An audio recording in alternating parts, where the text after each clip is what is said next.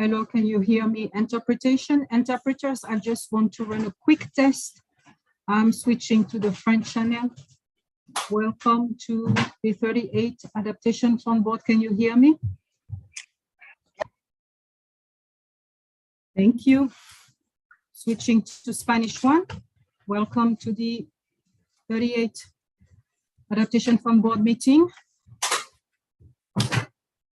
Spanish, I cannot hear you. Hello. Welcome. Yeah. Perfect. Thank you very much. Okay.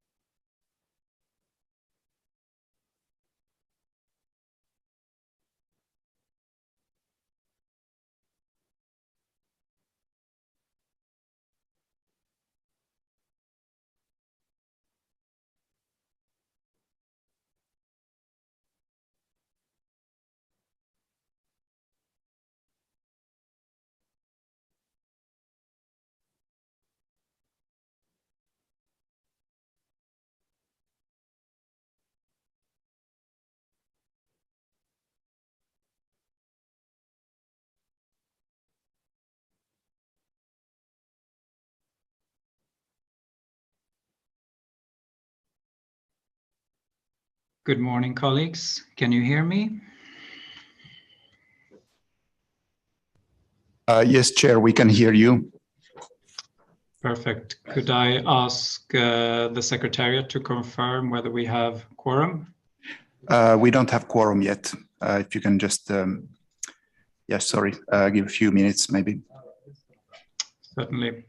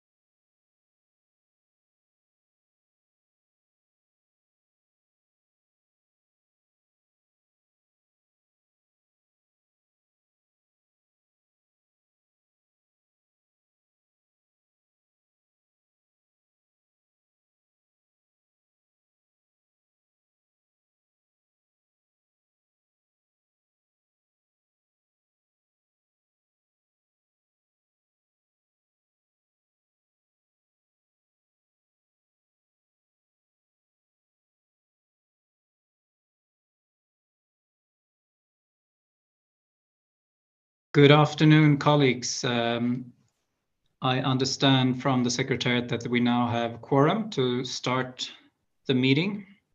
So a warm welcome to everyone in Bonn, and I know that we all also have some colleagues sitting in other parts of the world, so a warm welcome to you as well. I hope you've had good meeting days. I was myself participating in the EFC committee, and I know that the PPRC was conducting its meeting at the same time, so I hope that you had likewise a good meeting. The 2 days that have passed. So we will start today's meeting with board membership, agenda item number 2, board membership and election of outstanding officers.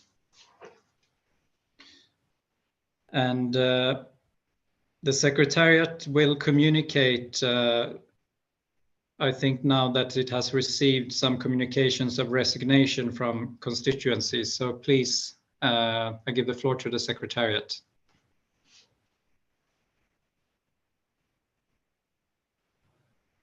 Thank you, Chair, and good afternoon, good morning, good evening, members of the board. The Secretariat has received 2 communications of resignation from constituencies as follows. Mr. Ahmed Wahid from Maldives, Asia Pacific, has resigned as member, and Mr. Tawfiq from Saudi Arabia, Asia Pacific, has resigned as alternate member. And the Secretariat has also received communication from the Asia Pacific constituency on nominations of the 2 persons in the opposite positions, including Mr. Al-Barat Tawfiq, Saudi Arabia, as member, and Mr. Ahmed Wahid from Maldives as alternate member. Thank you, Chair.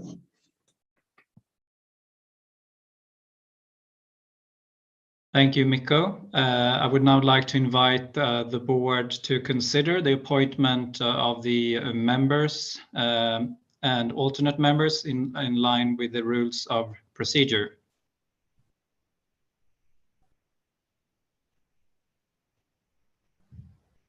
Please raise your hand if you have any questions in relation to this.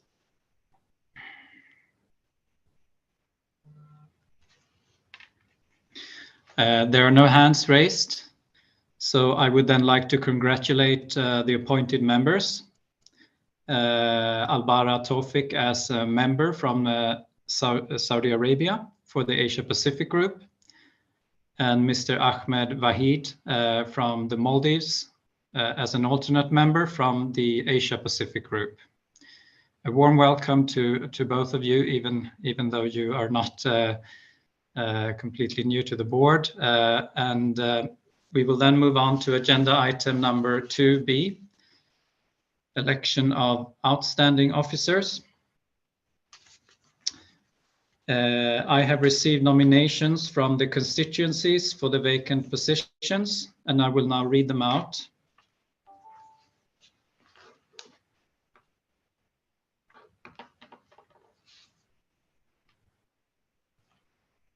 So for the first, what concerns the board, I have received nominations for the position as chair, Mr. Al-Barat Tawfiq from Saudi Arabia, and for the position as vice chair, Mr. Antonio Navarra from Italy, chair of the EFC committee, Mr. Matthias Broman, myself.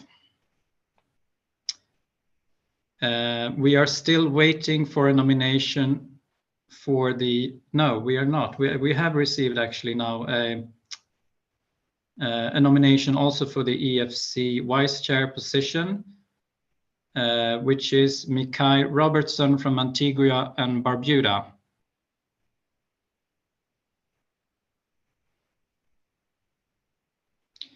I have also received a nomination for the PPRC chair, Fatou Ndeye Gaya from the Gambia.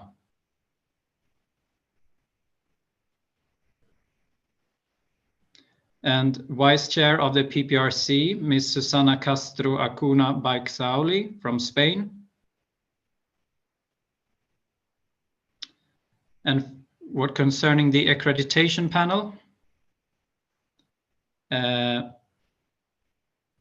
as chair of the accreditation panel, Mr. Kevin Adams from the United States of America. And vice chair of the accreditation panel, Patience Dempsey from Ghana.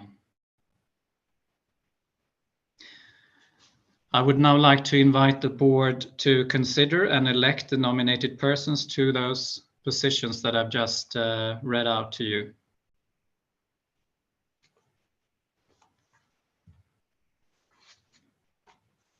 If there are any questions, please raise your hand now.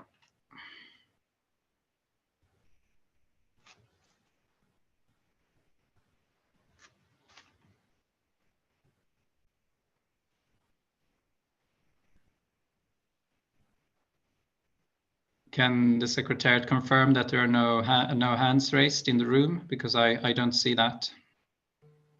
There are no hands raised in the room. Thank you.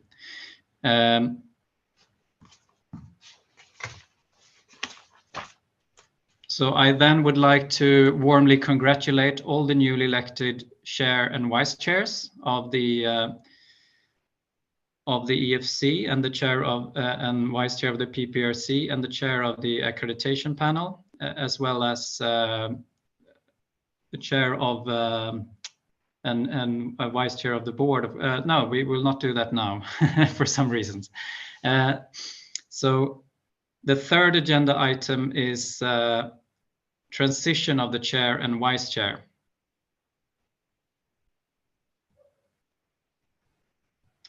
And I am now going to hand over the chairmanship to the newly elected chair of the board, Albara Tovik from Saudi Arabia. But maybe first of all, I would like to just say a few words before handing the chairmanship over to you, Albara. I would first of all would like to thank Albara for having served as the vice chair of the board for this past year, when I myself have served as chair of the board. And I would like to thank all you colleagues who have entrusted me to have this position for the past year. And of course, my thanks goes also for all the help from the support from the Secretariat, and also the TURG and the CSO network, and all others involved in the work of the board. If I can mention very briefly 3 highlights from the year, I would say that it was I was very happy that we could take a decision to raise the cap during last year from 10 million to $20 million for individual countries. That was a much awaited decision. Secondly, I would like to mention also the successful dialogue that we had at COP26 in Glasgow, and the very successful resource mobilization that we managed to do there. And thirdly, I would like really to thank everyone who has been able to support that the Adaptation Fund has worked so smoothly during the last year, even though we have had to work in virtual mode mostly, even though we could go to COP, which was a huge benefit, but our board meetings have been purely virtually for the last years, and due to COVID-19. And I think it's a lot to the good spirit that we have in this board. So thank you for that. And with that, I would like to hand over the chairmanship to Albara. Please, Albara. Thank you very much, Matthias, and distinguished colleagues. It's great to see you all here in person after quite some time of not being able to meet. And before I start my remarks, I would like to, on behalf of the Adaptation Fund, express my sincere appreciation to Mr. Matthias for his leadership and the great results that the fund achieved under his leadership and guidance. I'll make sure to continue the same accelerated successes with the support, of course, of the board member and the secretariat.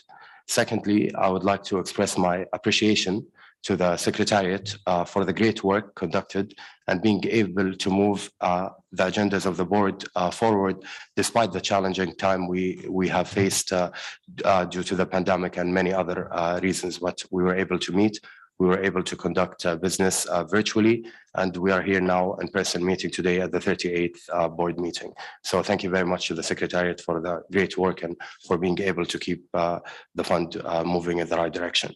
And colleagues, following the successes of COP26, as well as milestones that the Adaptation Fund achieved in the recent years, we have a great responsibility ahead of us. I look forward to work with you and count on your support towards the success of this board meeting and serving the interest of the Adaptation Fund. We do have a heavy agenda ahead of us. But before moving, I just want to congratulate all newly appointed board members and, of course, my vice chair, Mr. Antonio. Look forward to working with you.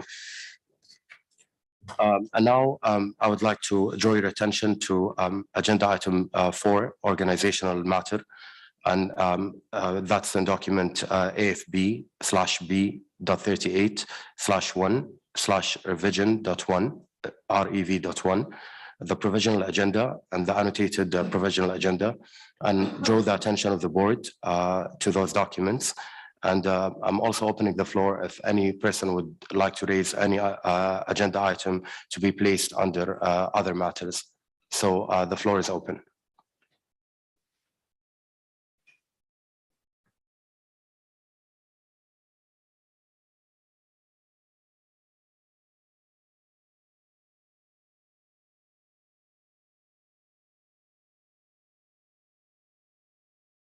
Okay, I've been informed that Mr. Ahmed Wahid is asking for the floor. So Mr. Ahmed, the floor is yours. Thank you, Chair, and good afternoon, all. And since this is the first time I'm taking the floor, I would like to congratulate you and the Vice Chair for assuming the chairmanship. I'm confident that you will be able to guide the board during the course of the year and make concrete decisions. Mr. Ahmed, I believe you're still muted, so if you could kindly unmute. Can you hear me now? Yes, we can hear you. Yes, thank you, Chair, and good afternoon to you all. And since this is the first time I'm taking the floor, I would like to congratulate you and the Vice Chair for assuming the chairmanship. I'm confident that you will be able to guide the board during the course of the year and make concrete decisions on key issues relevant to the board. I would also like to thank the outgoing chair, Mr. Matthews, and for the important work that he has done during the course of the year, especially during a very difficult and very challenging time.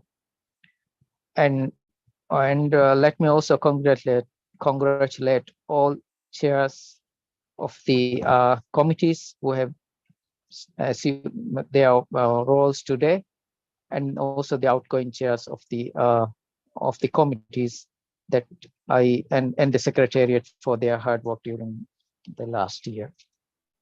Chair, I just want to raise an agenda item under the any other items that is mainly related to the venues. So I think it's important to diversify the venues for holding the meetings.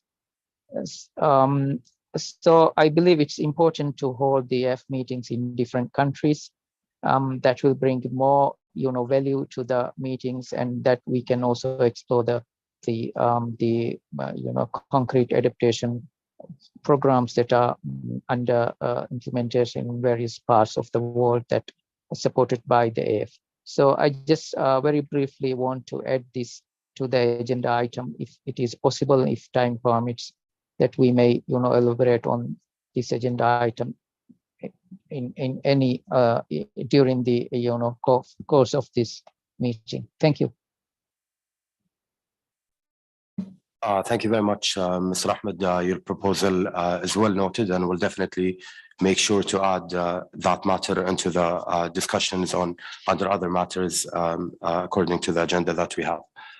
So any other member would like to take the floor to add any agenda to other matters?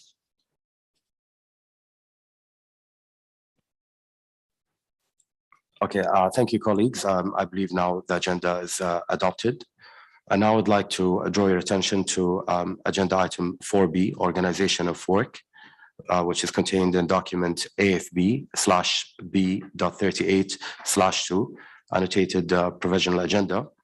And I would like to propose to organize the work ahead following the timetable contained in the annex to the annotated provisional agenda. And I also want to bring your attention, colleagues, that we have a relatively heavy agenda and limited time available.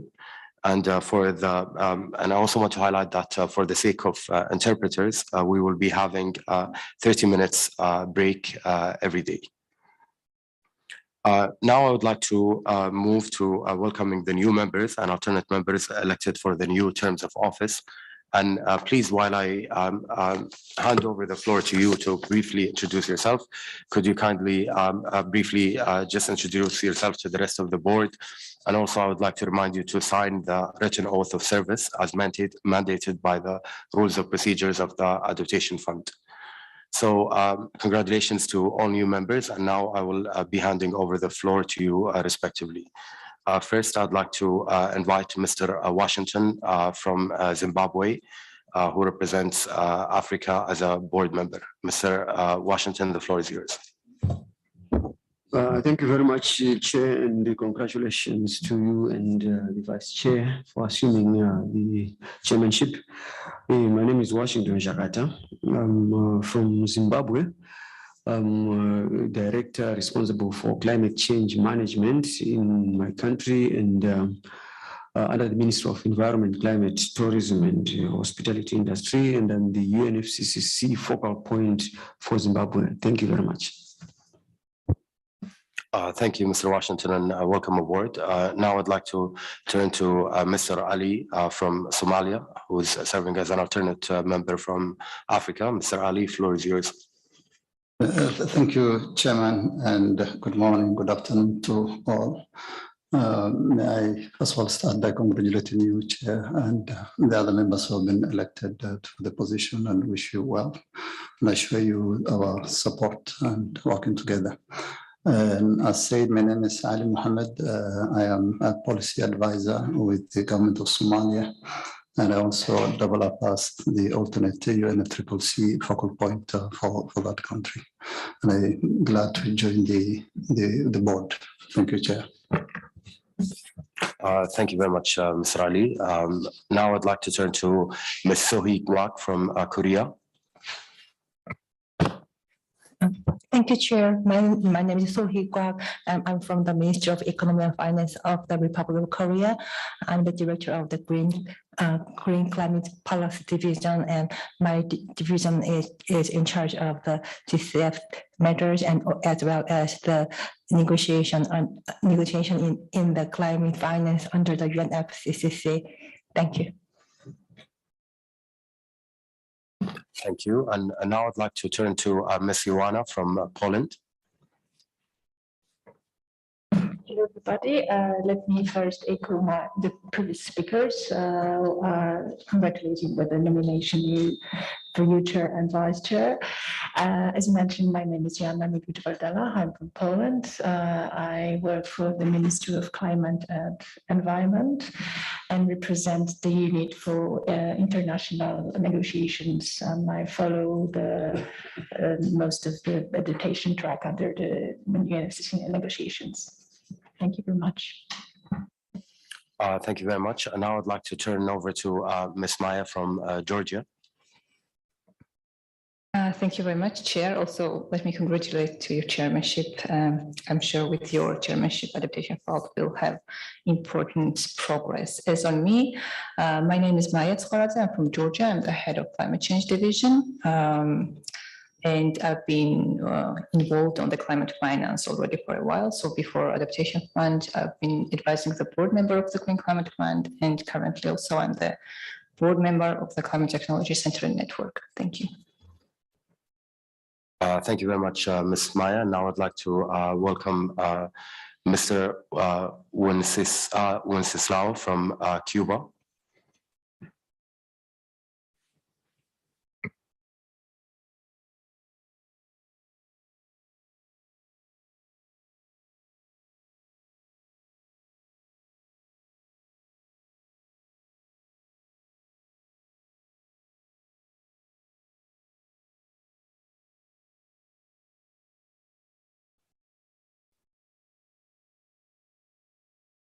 I've been informed that Mr. Wenceslao is not connected. Maybe he's having difficulties connecting. And now it's my pleasure to introduce also the Vice Chair, Mr. Antonio, who maybe I should have given the floor earlier as well. So, Mr. Antonio, the floor is yours. Thank you very much, Alvaro. Thank you very much. My name is Antonio Lara. I'm a scientist. I'm the director of the National Center for Climate Change in Italy. I'm also the IPCC focal point. This is my second time on the board, and so I came back to the board with enthusiasm. It was a very interesting experience, and I hope to do my best to work with all the new colleagues for the rest of this term. Thank you. Thank you, Mr. Antonio, and certainly look forward to working with you throughout this year.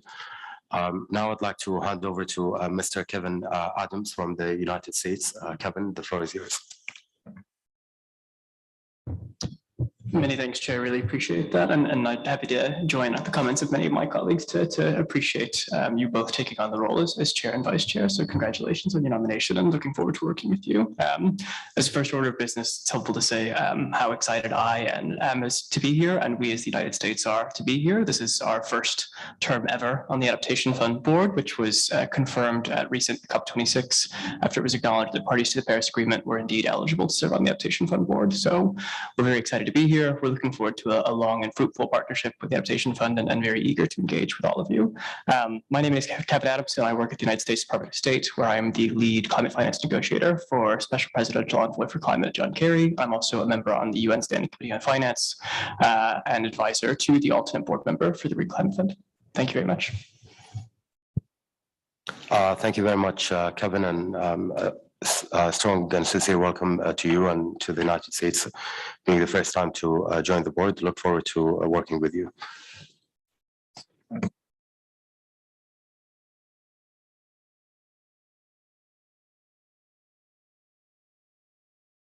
Now I'd like to turn to Mr. Mikhail Robertson from Antigua and Barbuda. Mr. Mikhail, the floor is yours.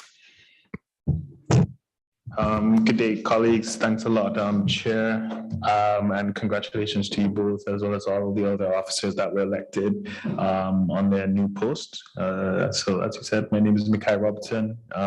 I hail from Antigua and Barbuda. I am a Caribbean. I'm the SIDS member to the Adaptation Fund Board. I act as advisor as well as one of the lead negotiators for climate matters, also advise on legal matters and other compliance matters for EOSIS. But it's great to be on the board with all the colleagues, and I look forward to actively engaging with everyone. Thank you. Yeah. Thank you, and it's great to have you as well, and congratulations on your appointment as Vice Chair of the EFC. Look forward to working with you, Mr. Mikhail. And now I'd like to hand over to Ms. Angelique from Seychelles. I think she's connected virtually. So Angelique, you have the floor. Greetings, everyone. Greetings from New York. First off, also to express my congratulations to the chair, and it's good to work with you again after meeting at COP26 and other officers as well. My name is Angelique Pouponneau, and from the Seychelles, and I'm currently a policy advisor predominantly on climate adaptation, amongst other matters, to the Alliance of Small Island States. Thank you, and I look forward to working with everyone. Thank you. Thank you, Angelique, and certainly look forward to working with you again. Now I'd like to hand over to Ms. Miriam from Germany.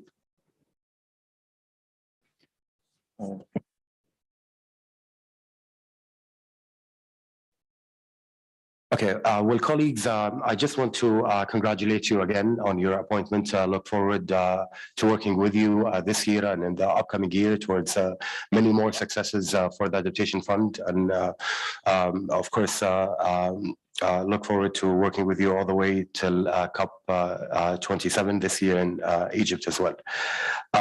I would just like to remind you again about signing the oath of service as mandated by the rules and procedures of the Adaptation Fund. I believe that this will be distributed shortly by the Secretariat. And now I'd like to ask board members to declare any conflict of interest they may have in relation to any items on the agenda, according to the rules of procedures, paragraph 29. So I'm opening the floor for declaring any conflict of interest. And also, I want to note that if a conflict of interest relates to accreditation, this should not be declared now, but we can have that later when this agenda comes up later today or tomorrow. But for the time being, if there are any other conflict of interest to any items on the agenda, the floor is open.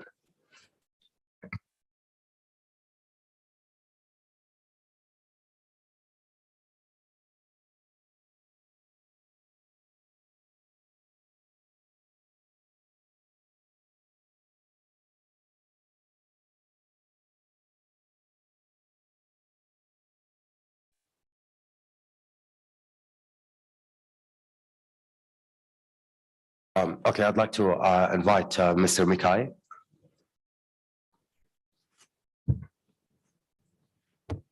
Thank you very much, Chair. Just a potential conflict. So I'll have my alternate represent the seat when that's been discussed. But as it relates to projects, there is a project that relates to Antigua and Barbuda and the Department of Environment, which I do currently have attachments to and work with. So I just wanted to declare that. And so I don't know the process of recusing or whatnot, but if I need to step out the room when that happens, but I just want to declare that so that colleagues can take that into consideration when we consider that project with Antigua and Barbuda involved. Thanks. Thank you very much, Mr. Mikhail. Now I'd like to turn over to Ms. Patience.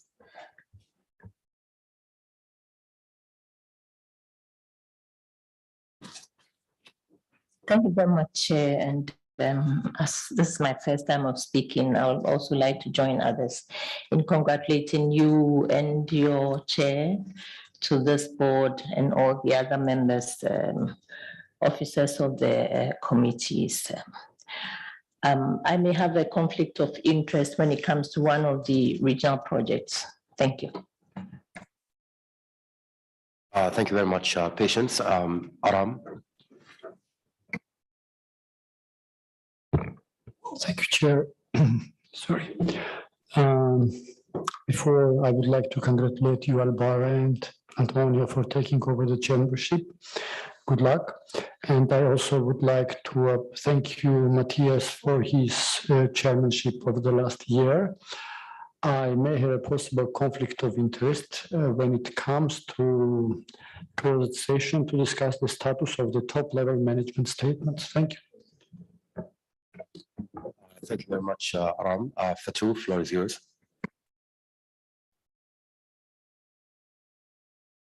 Thank you, Chair. Greetings to all of you.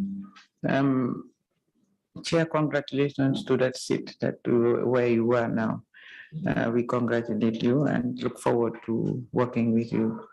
I may have potential conflict of interest when it comes to regional. That is the Gambia and the Tanzania project.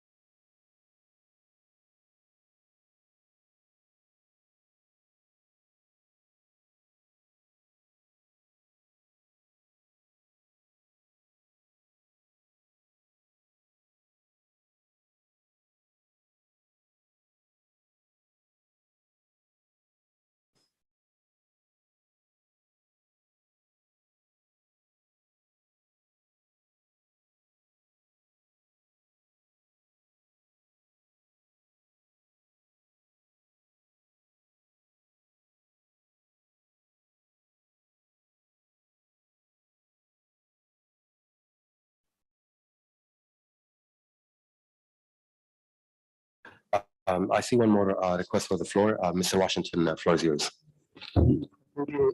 Thank you, Chair. It's a potential conflict of interest for project from Zimbabwe is being discussed. Single country project, yeah. Okay, thank you very much. This is well noted. Thank you, colleagues, and welcome again. I look forward to working with all of you. Now we move to agenda item number 5, reports on activities of the outgoing chair. And I would like now to invite the outgoing chair to report on the activities during the intersessional period contained in document AFB /B.38/N.5. So, Mr. Matthias, the floor is yours.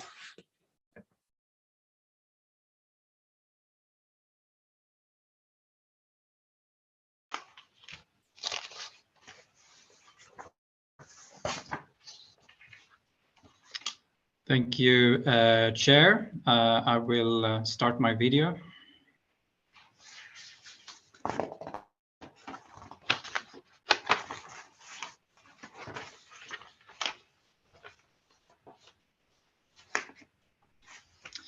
So you have all received the document on the report of the activities of the chair, and I will not go through them all. I will just highlight a few things from the report. So it's the activities during the intersessional period between the 37th meeting and the 38th meeting of the Adaptation Fund Board that I have carried out the listed activities for the fund.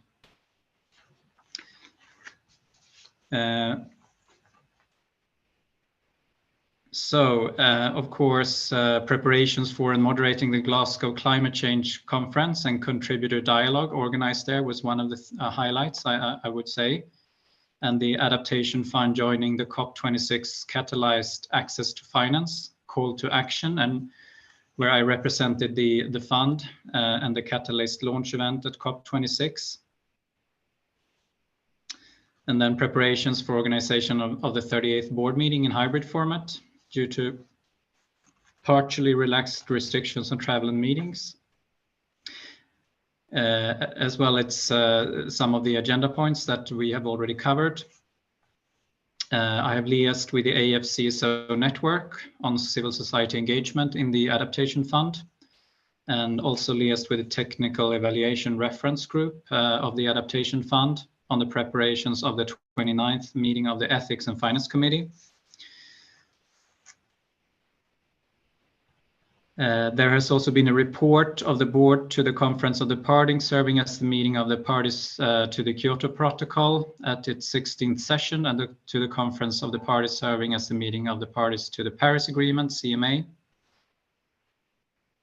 There has been, of course, a number of project and program agreements signed for Djibouti, Indonesia, 2 projects for Indonesia,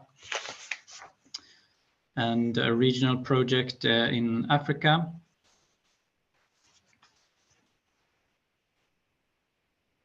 There was an amendment letter for concrete adaptation projects concerning Morocco, and I have signed a number of cash transfer requests. Some of them were the first tranche, some were the second tranche, and some were the third tranche. You have them all listed in the document. And the fourth tranche as well as having signed grant agreements and cash transfer requests concerning project formulation grants, and also project formulation assistance grants. You have them listed, and as well as an innovation grant for Bhutan. There was also an amendment letter for an innovation grant concerning Armenia.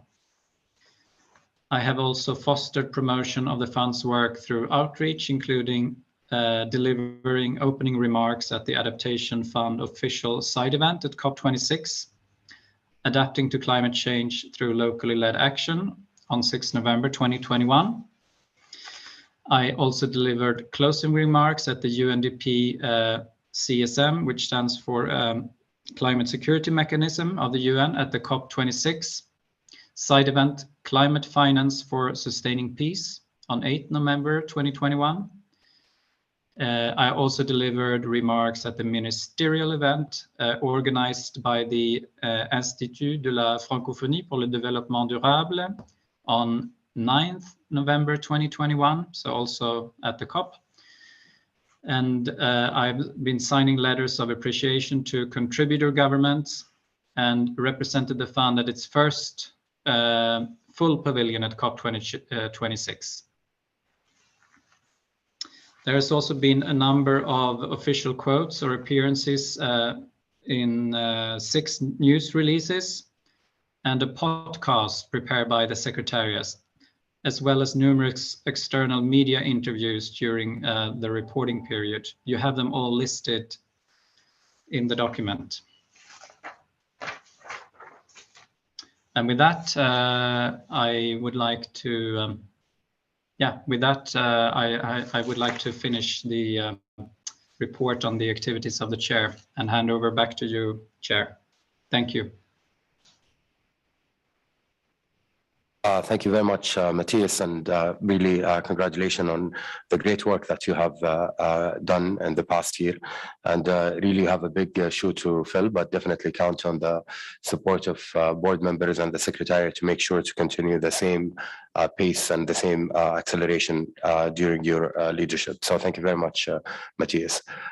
Colleagues, if there are no questions or points to raise, I would like to invite you to take note of the outgoing chair's report.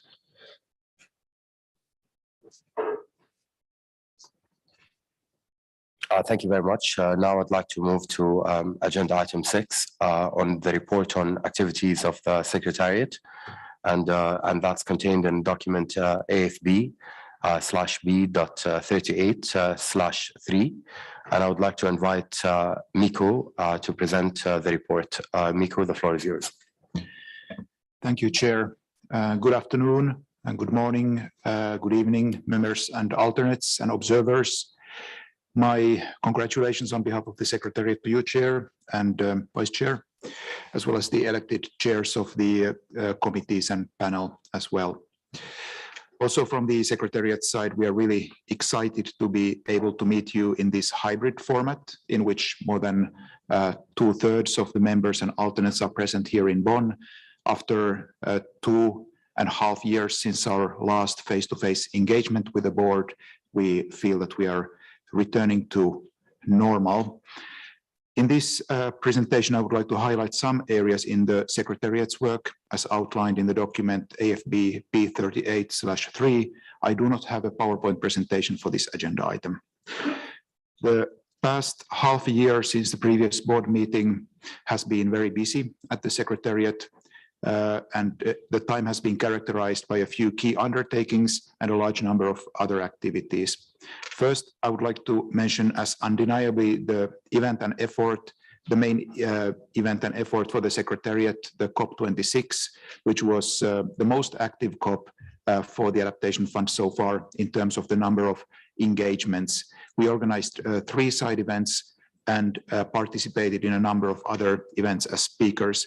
We also supported the outgoing board chair in his representation activities and greatly benefited from his leadership and support. We organized the contributor dialogue, which is already a regular feature in our year, and had several high-level speakers attending and speaking, including representatives of the UNFCCC, the COP26 presidency, and the incoming COP27 presidency, as well as other speakers, including ministers and climate envoys. The resource mobilization effort of the fund was more than a success. The goal was $120 million, and we received $360 million in contributions, almost $360 million in contributions and pledges for this year alone. I would also like to very much thank many of you who have supported the resource mobilization effort and attended the dialogue. I would also like to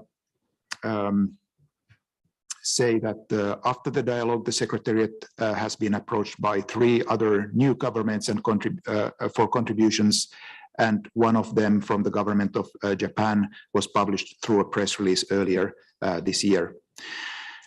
In the COP, the Secretariat organized for the first time a pavilion for the Adaptation Fund. For a small secretariat such as us, it took a lot of effort, and I want to acknowledge the efforts of the communications colleagues, especially who made that pavilion happen, and the pavilion and everyone else who worked in the pavilion during the COP.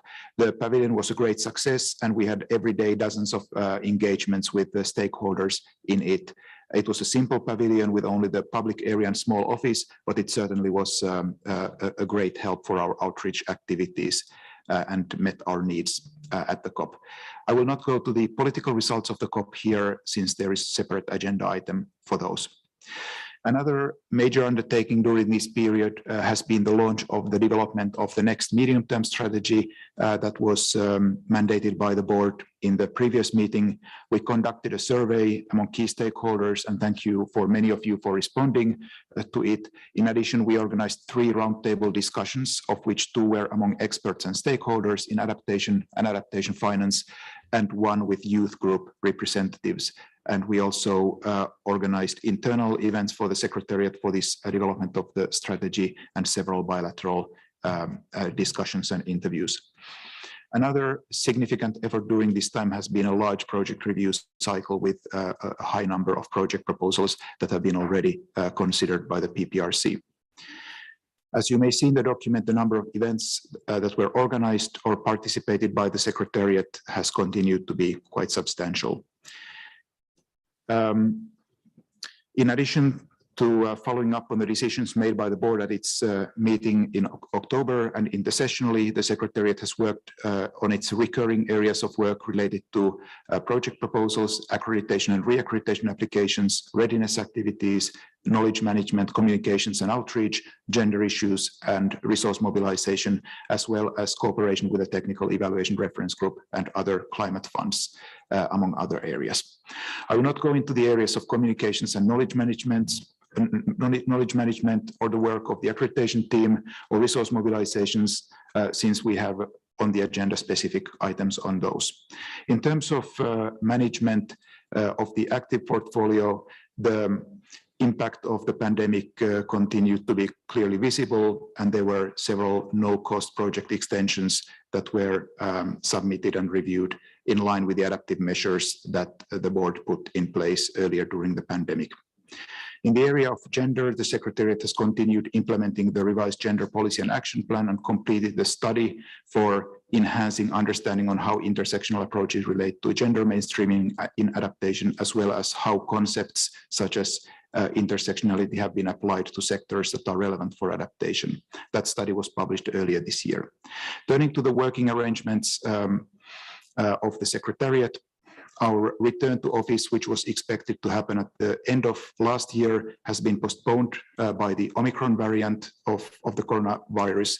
And so far, we have only we have only just a few days ago formally moved to a situation in which up to 50% of Secretariat staff can be at the office, and this will continue until the end of the fiscal year, until the end of June.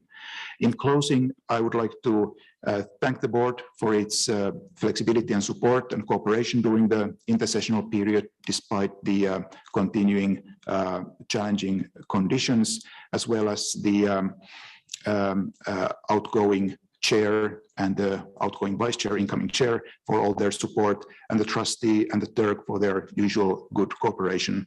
As importantly, I would again like to express my sincere appreciation and thanks to all the members of the Secretariat who have continued to work very, very hard and remained productive, and still remained a great team for each other, to each other and to me. With this, I would like to thank you for your attention, and I would be happy to answer any questions you may have.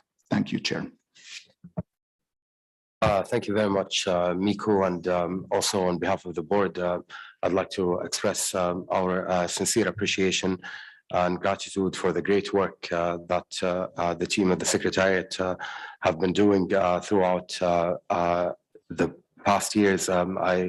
have said that to my opening remarks, and I'd also like to reiterate that really the great support and great work that the Secretariat have done throughout the challenging times were really the reason behind the board moving forward and really being able to conduct its business usually as normal, despite any challenges that we face. So thank you again to you and to the team for the great work, and I will look forward to work with you and count on your support, of course. Colleagues, the floor is open now if you have any questions or comments on the presentation by the Secretariat.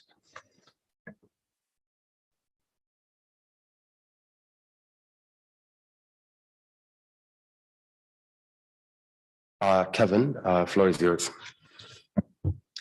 Yes, many thanks, Chair. And in fact, I'd like to very quickly echo many of your comments. I think the very hard work of the Secretariat over the last year has been really commendable, particularly given the circumstances, and it's truly extraordinary how much work has been done. In particular, we're very pleased with the increased presence at COP26 and the very high quality of the continued communications efforts. One small note I noticed looking at Annex 1, in particular regarding meetings and work organization. We know that learning is one of the key pillars of the Adaptation Fund's work. And in fact, that also means that other institutions and processes can benefit from the Adaptation Fund's efforts. I noticed that the GCF board meetings are in fact out of date on here, noting in particular that there is an upcoming GCF board meeting in May, but most importantly that there is currently no mention of the technical expert dialogues on the new goal, which I think, given the importance of adaptation finance in particular, could really benefit from the Adaptation Fund's expertise. I anticipate that the next technical expert dialogue will take place during the upcoming SB, so it should be fairly easy, logistically speaking, to participate. But I think it would be useful to see that added to the meetings and work organization for the year. And I think it would be very nice for the Adaptation Fund to be represented and share their expertise in that context. Thank you. Thank you very much, Kevin, and thanks for raising those absolutely valid points. I myself was also present at the new collective quantified goal dialogue, and I do think it's definitely a great opportunity for the Adaptation Fund Secretariat to be present at such dialogues. I think it's absolutely important. I believe that there is one more ask for the floor. Mr. Ali, floor is yours. Thank you, Chair, and let me join you and others to appreciating and thanking the Secretariat for the good work that they have done. Despite being a lean team, evidently the performance over the period has been exceptional, including documentation for this meeting. In particular, the pavilion at COP26, as pointed out, was a very successful event, and it enabled many parties that had limited awareness about the fund to interact with the Secretariat and the fund.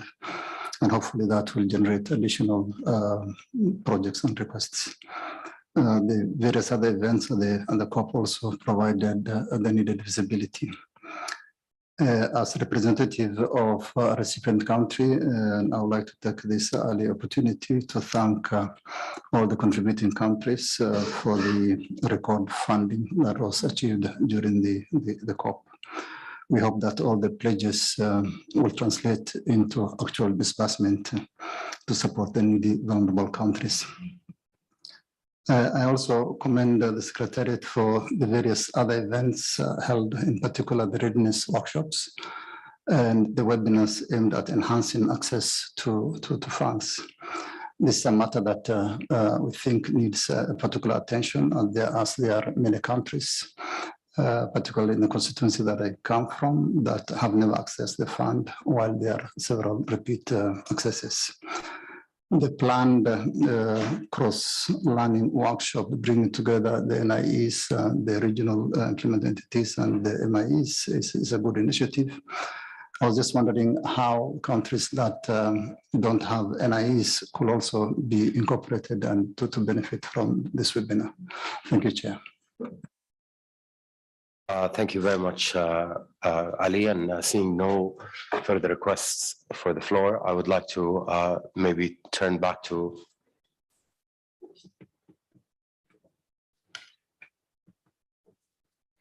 Okay, colleagues, we have also some of our colleagues who are joining virtually asking for the floor. So I see Marc Antoine asking for the floor. So Marc Antoine, floor is yours. Oui, bonjour, I'm speaking in French. Je vais parler donc en français. Bonjour, Monsieur le Président, bonjour tous mes collègues. D'abord, toutes mes félicitations à tous nos collègues qui ont été élus et tous nos nouveaux collègues au Fonds d'adaptation. Deuxièmement, je voudrais remercier très chaleureusement l'ancien président et ceux qui l'ont appuyé pour l'extraordinaire travail qui a été fait, notamment dans l'année 2021, et notamment pour les résultats qui ont été rappelés à la COP26 à Glasgow. Merci donc au secrétariat du rapport qui a été présenté, qui est extrêmement riche et qui montre un travail absolument considérable comparé à ce qu'on a vécu depuis la création de ce fonds et sa mise en œuvre tout début des années 2010. Et c'est sur ce point que mon intervention voulait insister, c'est que je pense que compte tenu de la montée très importante en puissance du concept et de l'adaptation, compte tenu des moyens très importants que maintenant le fonds va disposer et probablement continuera, je crois, il est sans doute important de réfléchir sur l'organisation de notre secrétariat, voire plus largement du fonds, et sur les moyens humains en particulier qui sont affectés pour accomplir les tâches immenses qui nous sont demandées. Il en va de questions de réputation du fonds d'adaptation. Donc je pense qu'au cours de ces travaux, nous devrons réfléchir sur les moyens du secrétariat. Merci, Monsieur le Président.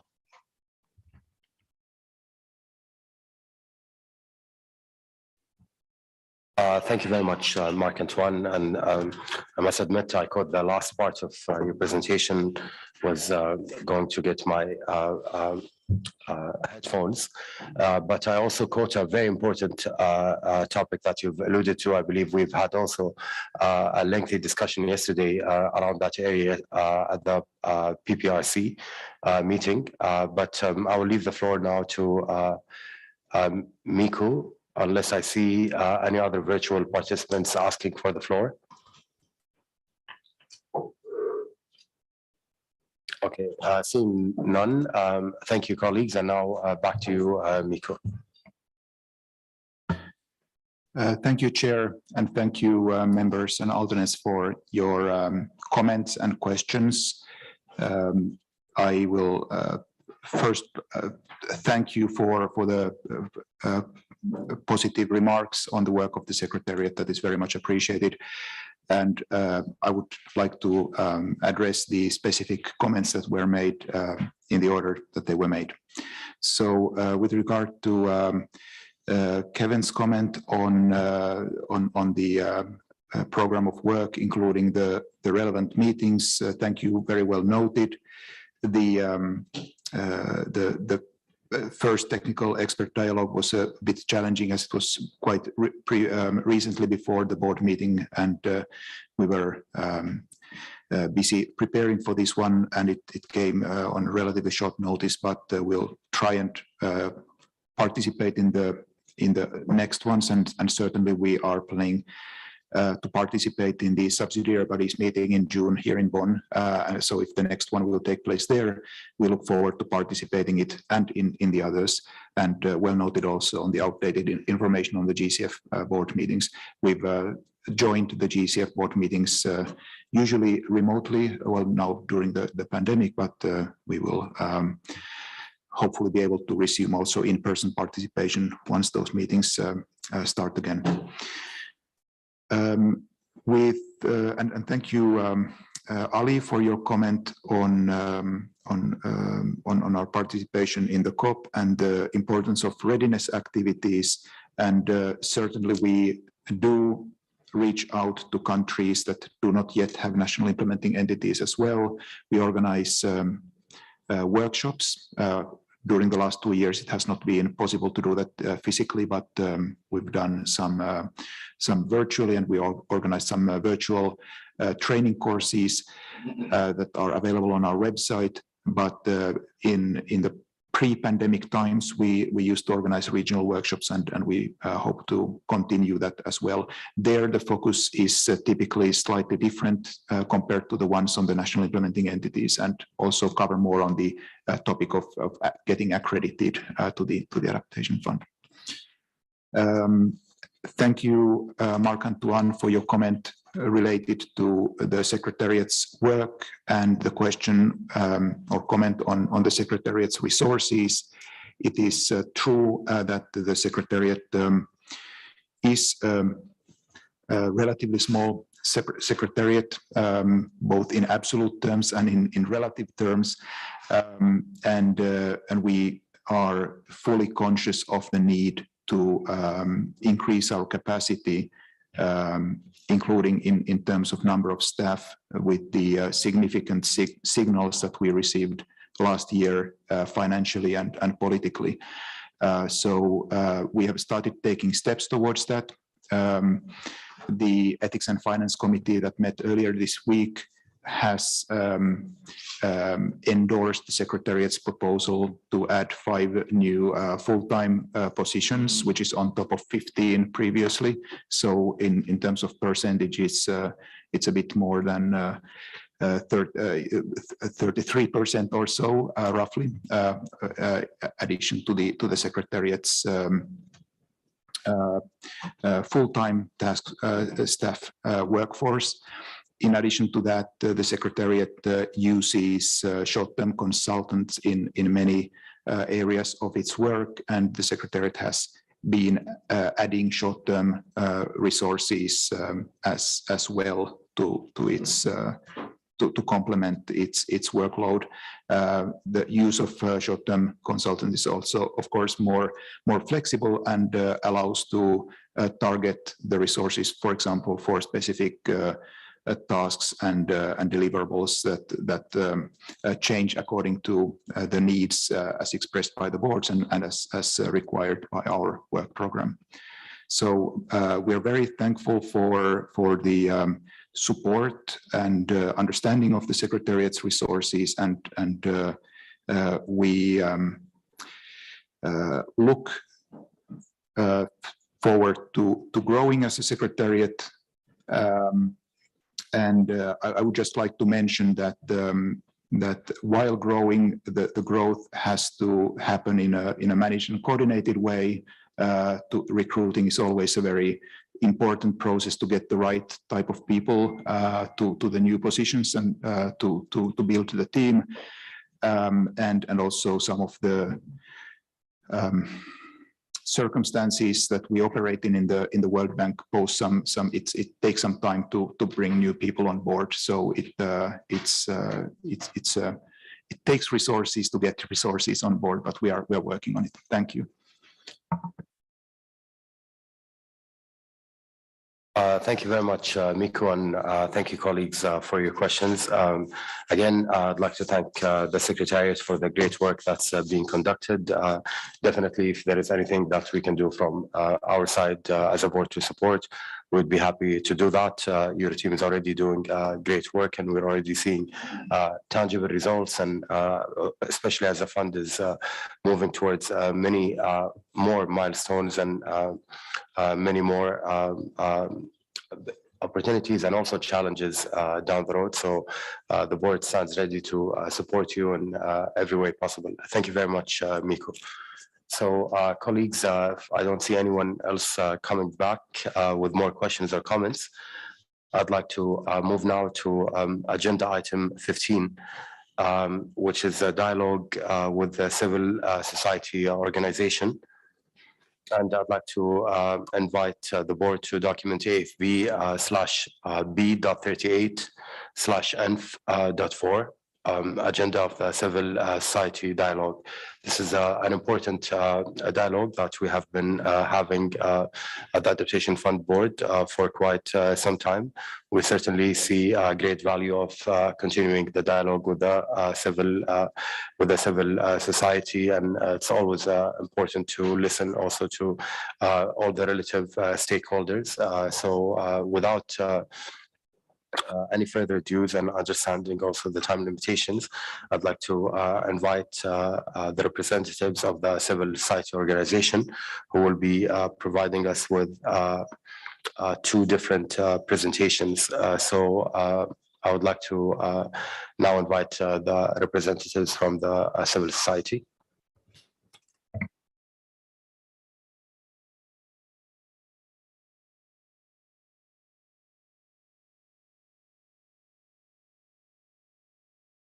Sophie, yes.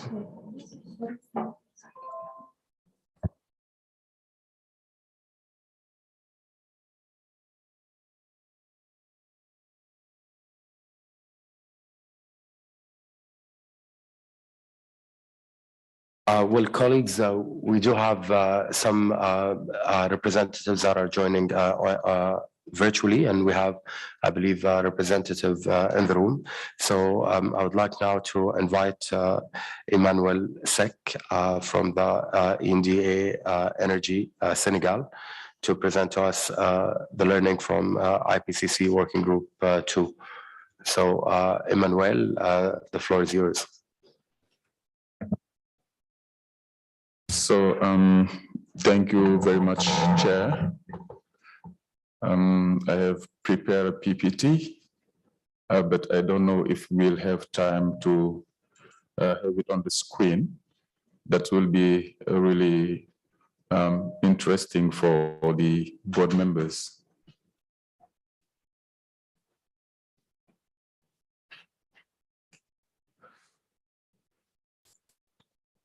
So I will start, and then after we will see the content, because I think that we are running after time. If not, give us just a minute to have this fixed on the screen. But I would like to invite you, because I will speak in French, to take your headsets.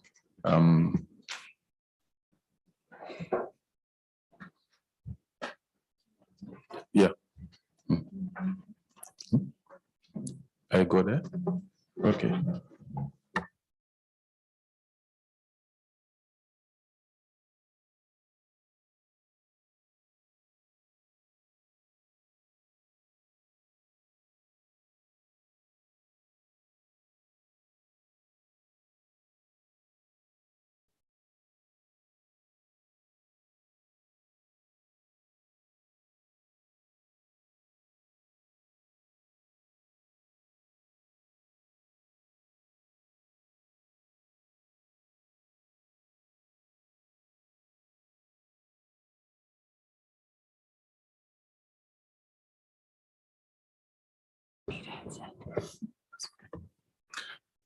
Voilà. Merci, Monsieur le Président. Les membres du Board du Fonds d'adaptation, de nous avoir donné en tant qu'organisation de la société civile structurée autour du réseau des ONG actifs auprès du Fonds d'adaptation, de pouvoir tenir cette interaction avec les membres. Nous avons choisi d'échanger avec les membres du board sur les résultats issus du rapport du groupe de travail 2 sur les questions d'adaptation. Ce choix est justifié par l'acuité des questions de changement climatique et de ses impacts au niveau des communautés et des populations, et aussi des écosystèmes, mais surtout de la prégnance de ces questions donc de changement climatique avec la fréquence que l'on connaît par rapport aux chocs extrêmes.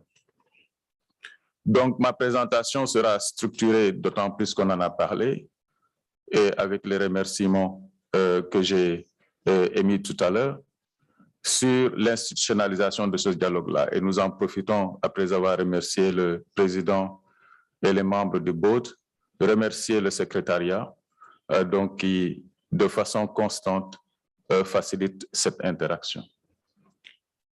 Revenir sur là où nous en sommes par rapport à la question, c'est-à-dire des changements climatiques, qui a été réitéré récemment par le groupe de travail 3 sur les questions d'atténuation.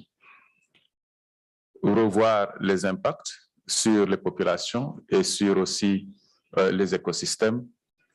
Revenir sur les limites et les barrières relatives aux questions d'adaptation, parce que c'est important pour nous qu'on puisse relever ces aspects-là. Quels sont les changements à accomplir en tant que mécanisme du Fonds d'adaptation, mais mécanisme financier aussi de la Convention des Nations Unies sur les changements climatiques, et enfin les recommandations de la société civile qui vous sont adressées. Donc, j'en ai parlé tout à l'heure, je parle au nom d'un réseau d'organisations de la société civile active auprès du Fonds d'adaptation qui a été mis en place depuis 2010, c'est-à-dire au tout début du fonctionnement, de l'effectivité ou de l'opérationnalité du Fonds d'adaptation et qui réunit au moins plus de 200 organisations avec un noyau dur de 11 organisations actives qui sont suffisamment représentatives au niveau régional parce que pratiquement toutes les régions sont représentées, y compris les Caraïbes, l'Afrique, l'Asie, l'Europe, etc. Donc là, nous sommes dans un processus de formalisation et je vais y revenir quand je vais parler de nos recommandations et remercier déjà les institutions qui nous ont appuyés. Quel est l'état de la situation? Nous tous, nous le savons. C'est juste réitérer et s'appesantir sur la question parce qu'il nous faut accélérer un peu les décisions pour permettre à ce que les populations puissent bénéficier de ces projets-là, notamment les projets provenant des entités accréditées, donc parce que cela contribue d'une manière comme une autre à renforcer les institutions au niveau de nos États, surtout pour la gouvernance des financements. Et qu'est-ce que ce rapport-là dit?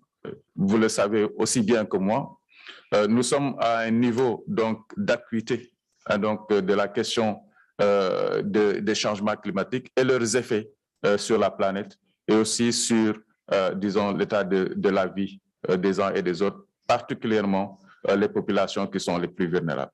Vous verrez la carte avec le diagramme que je présente ici, que pour ce qui concerne l'Afrique, il y a une certaine incandescence, disons des braises. Quand vous voyez, par exemple, par rapport, disons, aux données qui existent, on peut voir que si on en arrive à 2 degrés, les conditions dans lesquelles les populations devraient vivre, notamment pour accéder à l'eau, avec les érosions côtières que l'on connaît, les questions d'inondation, la question, par exemple, de la fréquence des sécheresses au niveau de la Corne de l'Afrique, au niveau du Sahel, que nous vivons présentement.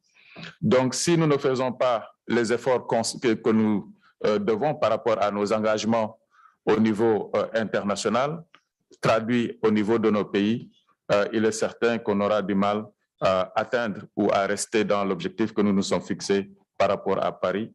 Et les questions concernant l'incandescence de ces, disons, de ces chaleurs ou effets climatiques se feront davantage sentir. Pour les impacts, il était important aussi de revenir sur ce que nous dit le rapport. Donc, par rapport au niveau élevé de la température, si on excédait les 1,5 degrés, donc la sévérité que cela aurait sur les capacités d'adaptation, parce qu'on aurait atteint ou les limites d'adaptation. Et si on atteint les limites d'adaptation, il nous faut trouver aussi des alternatives, d'où la nécessité quelque part aussi pour le board de pouvoir réfléchir sur les questions concernant les pertes et dommages. Il y a, disons, des impacts permanents. On en a parlé sur les ressources humaines, sur les ressources naturelles, donc qui inclut la question concernant l'élévation du niveau de la mer, les inondations, la perte de certaines biodiversités, parmi lesquelles la biodiversité marine, l'impact sur la sécurité alimentaire et les pertes de vies humaines que nous connaissons certainement dans certaines régions du monde. La question concernant la menace par rapport à certaines espèces et certains écosystèmes aussi, notamment les océans. Nous avons des représentants des sites qui, le plus souvent, mettent la question des pertes et dommages et aussi les LDCs donc, au niveau des négociations. Et je pense que ces aspects-là méritent davantage d'être considérés. Par rapport à cette dynamique-là, nous avons constaté quand même qu'il y a des limites donc, et des barrières pour l'adaptation qui ressortent de ce rapport-là, parmi lesquelles l'étendue et la sévérité des pertes et dommages. Récemment, nous avons eu à travailler au niveau du Sénégal sur les événements à évolution lente, donc parmi lesquels événements la question de salinisation, issue de l'élévation donc du niveau de la mer. On a vu aussi des populations qui ont été affectées donc, et qui demandaient à être relogées parce que leur habitat a été menacé. Les questions concernant la maladaptation, parce que quelque part aussi, quand on trouve ou on émet des solutions qui ne sont pas appropriées, cela peut engendrer, disons, des effets aussi bien sur les espèces, les écosystèmes, mais aussi bien aussi sur, disons, les ressources humaines, c'est-à-dire le niveau de vie des populations.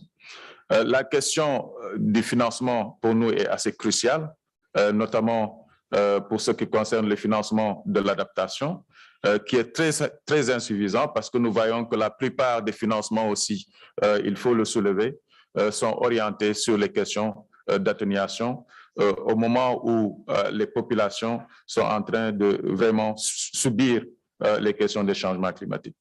On a noté le niveau faible donc, de déboursement donc, par rapport aux questions donc, des changements de la finance climatique. Le manque d'accès donc de la finance pour la question de la recherche, mais quand on regarde au niveau local, il y a souvent des barrières donc pour permettre aux populations de pouvoir vraiment s'adapter de façon adéquate. Et ces questions-là, je pense que le board en a certainement discuté, mais il faudrait approfondir, je pense, les échanges pour voir comment lever ces différentes barrières-là au niveau essentiellement donc des communautés. Quels sont les changements à réaliser ou à accomplir? Nous pensons qu'il faut un environnement ou des conditions favorables pour la mise en œuvre, l'accélération donc des questions d'adaptation pour permettre déjà aux personnes et aux écosystèmes de se réhabiliter et de renforcer cette résilience. En parlant donc de conditions ou d'environnement favorables, on parle de politiques et de stratégies qui prennent ou qui priorisent les questions d'adaptation, mais aussi des institutions au niveau des États qui sont forts, qui permettent cette approche participative et inclusive donc, dont nous parlons souvent par rapport à la question donc, des changements climatiques.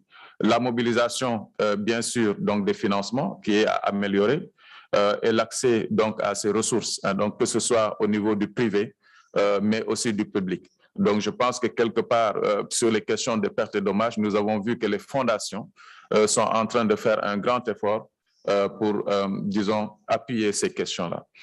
Renforcer les capacités, donc, devrait nous permettre aussi de lever ces barrières-là pour l'accès au financement, notamment pour ce qui concerne l'établissement des entités accréditées. Nous avons récemment eu, disons, le cap qui a été, le plafond qui a été levé, donc par rapport disons, à l'allocation des pays qui était à 10 millions et maintenant qui est au niveau de 20 millions. Ce serait pour nous une opportunité vraiment de relancer l'effort par rapport, disons, à l'établissement des entités accréditées au niveau des pays. La question donc de l'information consentie qui requiert un dialogue donc une approche participative avec des approches liées aux questions donc de justice ou de droits humains, les approches aussi participatives et d'inclusion, surtout pour ce qui concerne les populations au niveau local, mais aussi les connaissances donc qui sont portées par les peuples autochtones ou bien par les peuples au niveau local. Donc le renforcement aussi, disons de la résilience, donc de développement de la résilience au niveau climatique pour nous implique à ce que les gouvernements, les acteurs de la société civile, le secteur privé, vraiment priorisent donc les questions de risque, de la réduction des risques et catastrophes, les questions d'équité, les questions de justice, donc, et favorise aussi des processus de décision qui sont inclusifs, notamment pour ce qui concerne les finances et l'action, donc intégrées à toutes les échelles. Donc, par rapport aux éléments que nous pensons doivent permettre d'accomplir les changements que nous souhaitons, se trouvent les recommandations que la société civile adresse aux membres du board, parmi lesquels la requête qui revient, c'est vraiment d'avoir des représentants actifs, c'est-à-dire observeurs, au niveau donc des instances du board, que cela puisse être 2 ou 3 représentants provenant des pays en développement, de fournir un appui financier pour ces organisations-là, donc qui participent aux réunions du board, qui participent aussi au dialogue de la société civile, demande adressée au board de mettre en place un système qui puisse permettre l'accréditation et que l'accréditation ne soit plus assujettie à l'accréditation au niveau du UNFCCC, qui fait que certaines organisations qui certainement souhaiteraient participer aux réunions du fonds d'adaptation, s'ils ne sont pas accrédités au niveau donc de l'UNFCCC, auront du mal à prendre part à ces rencontres-là. Encourager s'il y a lieu et renforcer l'accréditation donc des entités accréditées au niveau national. Donc nous le souhaitons vraiment parce que comme on l'a dit à l'entame, cela d'une manière comme une autre participe à faciliter l'accès donc au financement de nos pays, mais surtout que l'argent soit géré de façon effective au niveau de nos pays avec nos institutions. Je pense que le fonds d'adaptation devrait vraiment encourager cette approche-là d'entités accréditées au niveau des différents pays. Donc voilà un peu les éléments que je voulais partager avec vous, en réitérant nos remerciements aux membres du board, au secrétariat, mais aussi au chair et au précédent chair, donc Mathias, au gouvernement allemand qui, depuis pratiquement plus de 12 ans, appuie le réseau donc, des ONG. Nous sommes confiants que les autres pays soutiendront cet effort, disons, du gouvernement allemand pour permettre aux acteurs de la société civile de mener leur travail dans la production et la génération donc des connaissances. Vous avez vu que depuis le début de ce processus, il y a eu beaucoup de publications qui ont été produites par les organisations de la société civile. Rendre davantage visibles les activités du fonds d'adaptation, mais assurer aussi un suivi évaluation au niveau des différents pays, donc pour voir si, à mieux apprécier donc les impacts surtout des financements provenant du fonds d'adaptation. Et je pense que c'est comme ça aussi, d'une manière comme une autre, on pourra garantir quelque part la pérennité ou la pérennisation donc des différents projets donc qui sont soumis. Voilà en résumé ce que je voulais partager avec vous, provenant du rapport donc du groupe de travail sur l'adaptation, mais qui s'appesantit sur les recommandations adressées à vous par les organisations de la société civile. Je vous remercie.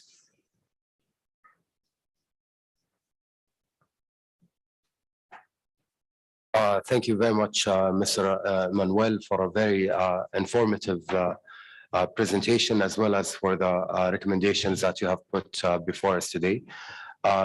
Before going into a dialogue and asking for questions and answers, let me turn to the second presentation, and then I will open the floor for a discussion among board members.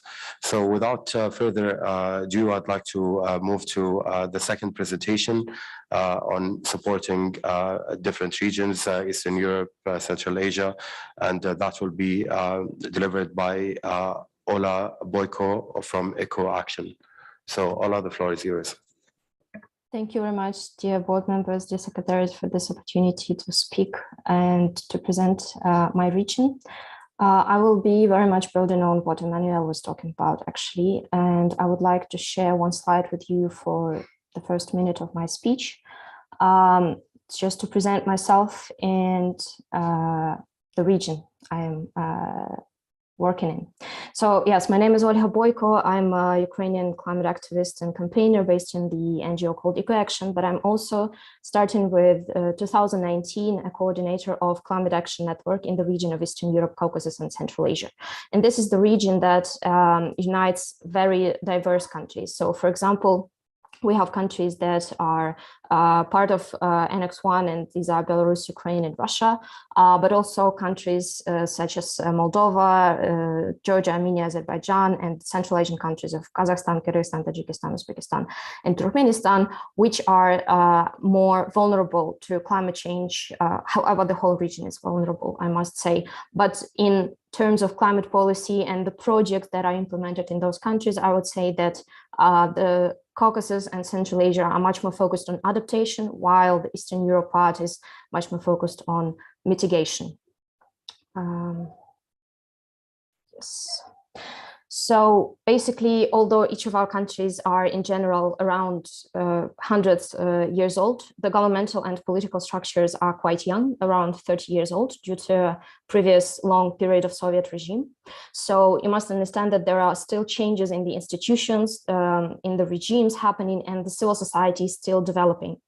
And while working with our region, there are a lot of challenges with which the Adaptation Fund might meet, starting from low capacity of the institutions, weak civil society participation, and ending with conflicts and wars within the region. But I think that this is exactly why you and us are doing our job, to deal with the challenges. Climate Action Network is a global network, so I have been participating in many international meetings on climate and energy. We were always kind of in between global north and global south, not quite fitting into neither. So I believe that it's very important to start better integrating our region of Eastern Europe, Caucasus, and Central Asia into the international agenda, and to understand the connections which exist between our countries and others. Only 10 projects have been implemented in the ECCA region during the whole period of Adaptation Fund, and only one national entity is accredited, which is Armenia. There's definitely can be more cooperation with countries of our region, as we are an inseparable part of the world. For example, due to the Russian war in Ukraine, Central Asia countries are becoming even more vulnerable than before, as their economy was very tied to Russian economy. They already experienced melting glaciers, water shortages, droughts, and the same goes for Georgia and Armenia, who are extremely vulnerable to climate change. It means they will lose some of the capacity for adaptation and will need extra support. Another example is Ukrainian grain export, which was feeding some countries like Egypt, Indonesia, Bangladesh, Pakistan, Yemen, Lebanon, and these countries will now experience food shortages. And Ukraine will experience lower harvest rates due to the contaminated and occupied land, which couldn't be used during the planting season. I would like to finish my short speech with reminding that our mission as Climate Action Network is to empower civil society organizations to make sure that they get a seat at the table and that they are being heard. The power of civil society of Eastern Europe, Caucasus, and Central Asian countries is yet to be unleashed. It has a huge potential, and when they are stronger, they can act as a connection between big international institutions like Adaptation Fund and their national institutions, ensuring transparency and accountability. I would also argue that strong civil society is an insurance for a more democratic and more decentralized government. I do hope that countries of our region, and especially the civil society organizations, will be more recognized, supported, and more present on the international level, and that Adaptation Fund will play its role in this inclusion process. Thank you very much. Thank you very much, Ola, for the presentation and for shedding more light on that region. Thank you. And colleagues, I would now want to open the floor if you have any comments, questions to our colleagues from civil society. So the floor is open.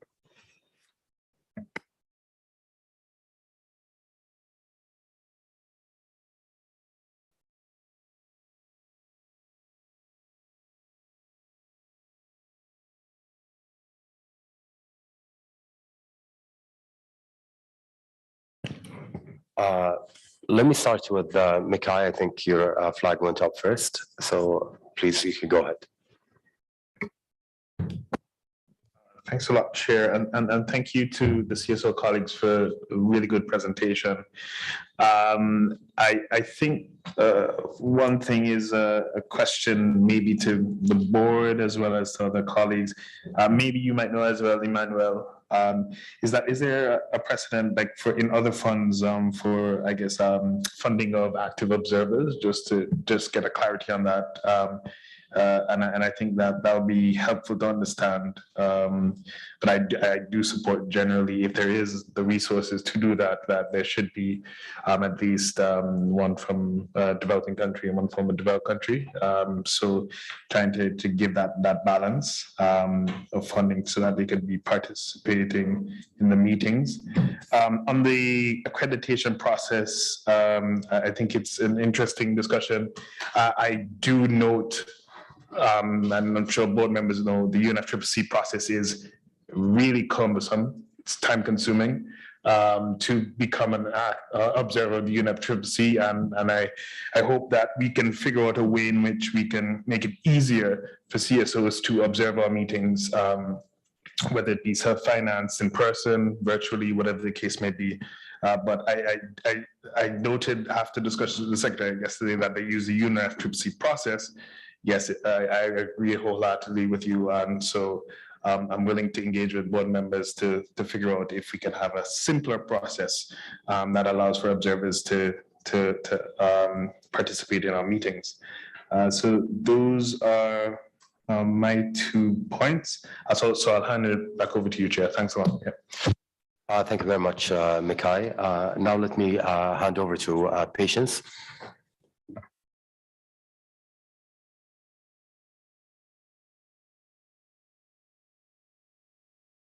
Thank you very much, Chair. And let me also congratulate the 2 speakers for very important presentation.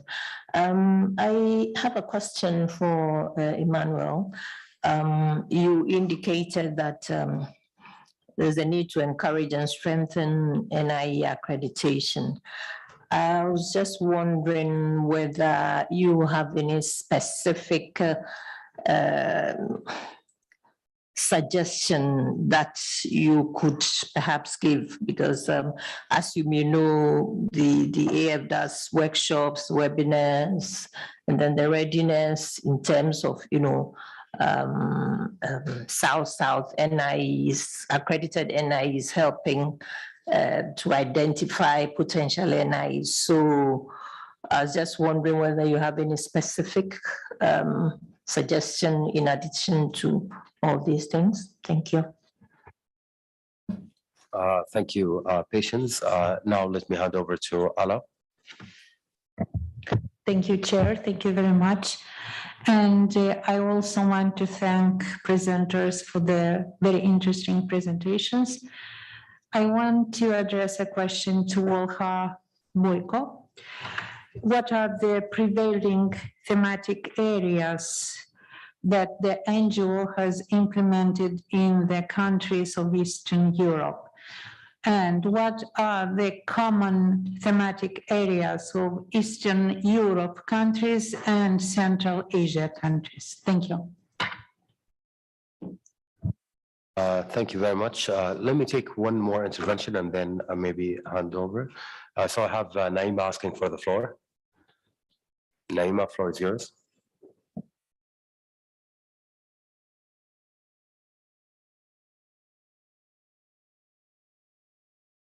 Thank you, Chair. And sorry, I have I have issues with my computer. Yeah, thank you, Chair, and good afternoon, colleagues. Since this is the first time I'm taking the floor, let me first congratulate both of you, Chair and Vice Chair, for your respective nominations, and of course, for other nominated members. Also, a warm welcome to the newcomers to the board. I don't want to forget to congratulate Matthias for his excellent work and his accomplishment during the last year. Unfortunately, for some health issues, I'm not able to be with you physically, but I'm happy at least to see and to hear all of you. I have a question for Emmanuel. Je pense la poser en français, mais aussi je pense que Olha pourrait y contribuer. Tout d'abord, félicitations pour le choix de la présentation et pour les présentations. Emmanuel avait parlé au début qu'ils sont en cours de travailler sur la formalisation du travail du réseau de société civile, ce qui est judicieux et légitime. Je suis intéressée de savoir comment le réseau est structuré afin de permettre l'échange et le partage des bonnes pratiques, notamment pour atteindre et appuyer les communautés qui n'ont pas eu la chance de bénéficier du fonds de l'adaptation. Donc, ça c'est en ligne en quelque sorte avec la question de patience, c'est-à-dire pour ceux qui n'ont pas encore eu ou bien mis en place leur entité nationale, comment ils peuvent bénéficier de celles, c'est-à-dire de celles qui sont déjà en place. Et est-ce que les sociétés civiles de par le monde travaillent par thématique?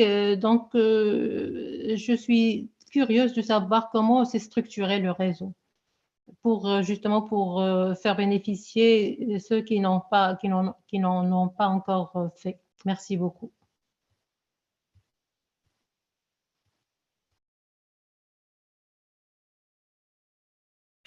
Thank you very much, Naima, and also wish you a speedy recovery and hope to have you with us at the next board meeting.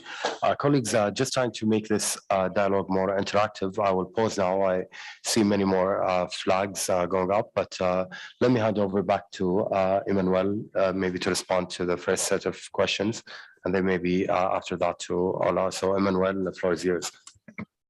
So thank you very much, Chair. I will reply to 3 questions that were raised. The first one is related to the case if we have some mechanism that supports the CSOs in attending the events. So I don't have in mind a mechanism, but what I know, if we look at around, particularly in the Green Climate Fund, there is observer in the process. So we have 2 observers, one from the south and one from the north, with 2 alternates that allow us as civil society at least to share the views we have in different projects and different items on the agenda when the board met. And I think this is relevant for us to be part of this process. So related to the NIAs, as patients have raised, I know that there is community of practice within the process, and some countries has also had identified potential structure that can become NIAs. But I think we have to analyze if there is no institutional barriers that this institution met, particularly within the board, if it is not too heavy for them. I think we need to simplify where it is possible to simplify for structure to be accepted as NIEs. So if how can I say it, the requirements are too heavy for the institutions, for sure it will be difficult for them to meet this requirement. So there is a need, if we want to build our institution capacities, to look at if what we require within the board, because I think the board had the possibilities to change this requirement, is not too heavy for the institutions in our countries. So this is one thing. The other things is related to the process within the countries. So for example, in Senegal, I could give the example in Senegal because I come from there. We have what we call a national committee, which is a multi-stakeholder platform, where when there is an opportunity or challenge related to institutions, we look at amongst, so it is wide. That means that we widen the process, which allow people from financial institution or ministry or other ministry to be part of the process. And if they can handle the proposal or the mechanism such as the NIEs or the institution, then we invite them to proceed. And there is team often that support countries to come to this requirement.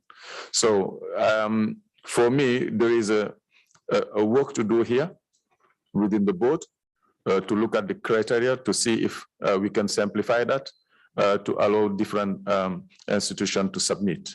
So this is what I had to say on this. And then related to the network, so the network had what we call the hub. We have regional hub.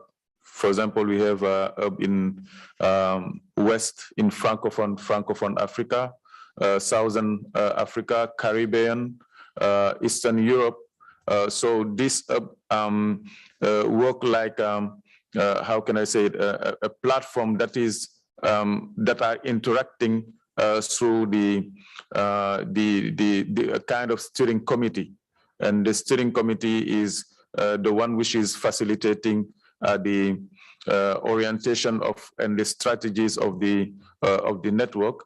But of course, we have different teams on which we are working beside the adaptations. So we know that adaptation is a broader terms where you could find all the issue like food security, sustainable land management, adaptation to coastal erosion. All these issues so are part of the process which whom we are working with within the network.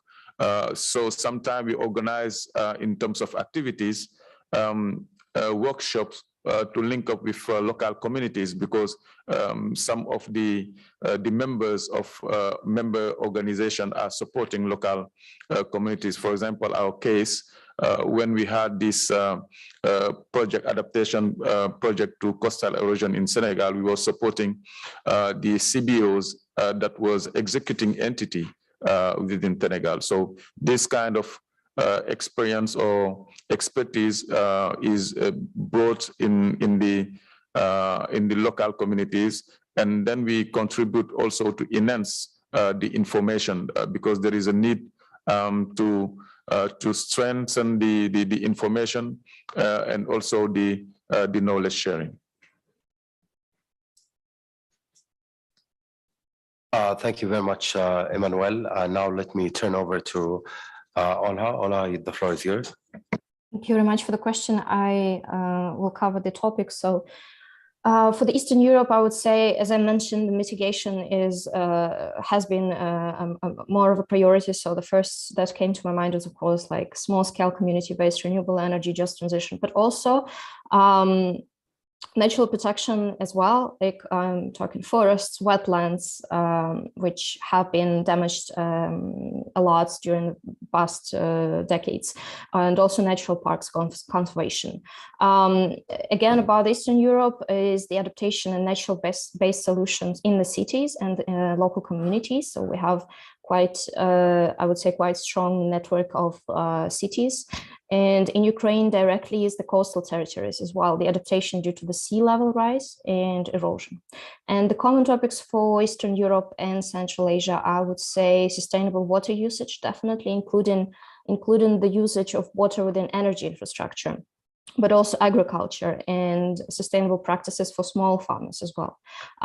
Again, small-scale renewables, education and capacity building. And I would like to stress a lot here the working more with local communities in general, because practically speaking, they speak the national language. And if we're talking, let's say, about Kyrgyzstan and you go to a village, they might not speak Russian or English. So there definitely needs to be some kind of a CSO or an entity that would be able to interact with them directly. And I would just like to say about the Caucasus that actually our members, the Green Alternative NGO, they are part of the Adaptation Fund CSO network, so they definitely would have more details on the Caucasus if you're interested as well. Thank you. Thank you very much. Colleagues, I have 4 more requests for the floor, and I'm already over time for this agenda item. So I would kindly ask you to be concise, and without further ado, I'd like to hand over to Maya. Maya, floor is yours. Thank you, Chair. I would like also to thank the presenters for the important presentation. Sorry. I don't have a question.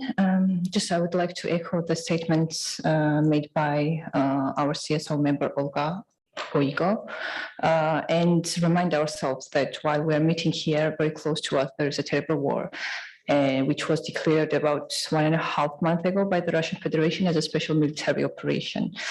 Some of you might think that this is a technical climate meeting and it should not have much link about that, but I would like to say that we should acknowledge that the war has environmental, societal, and humanitarian costs that can reserve the sustainable development and is a threat to humanity's goal to tackle climate change in a timely manner.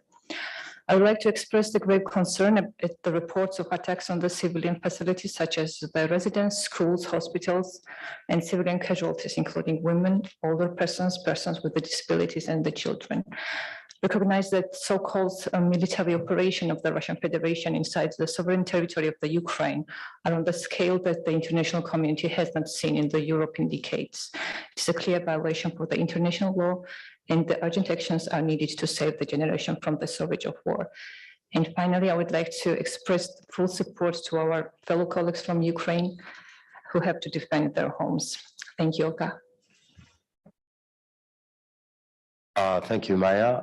Now I'd like to give the floor to Marc-Antoine.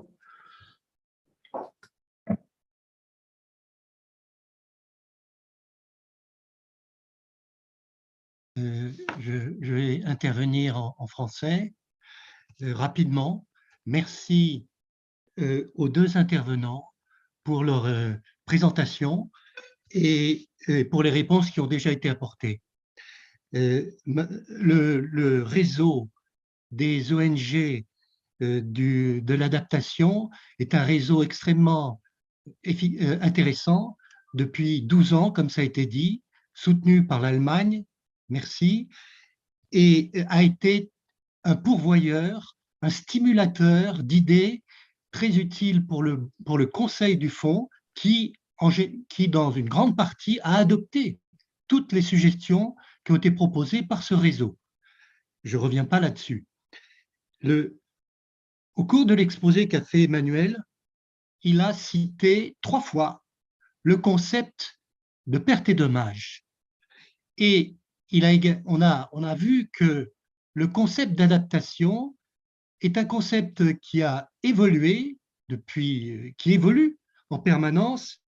On sait bien que adaptation et atténuation sont des thèmes qui sont liés. Je dis ça pour notre collègue Ola Boyko, et que je vois même que dans les projets d'adaptation que fait le fonds d'adaptation, il y a une part d'atténuation.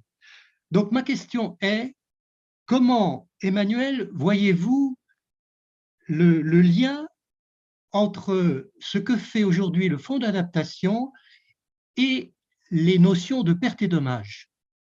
Est-ce que le fonds d'adaptation pourrait travailler sur les pertes et dommages. Qu'en pensez-vous?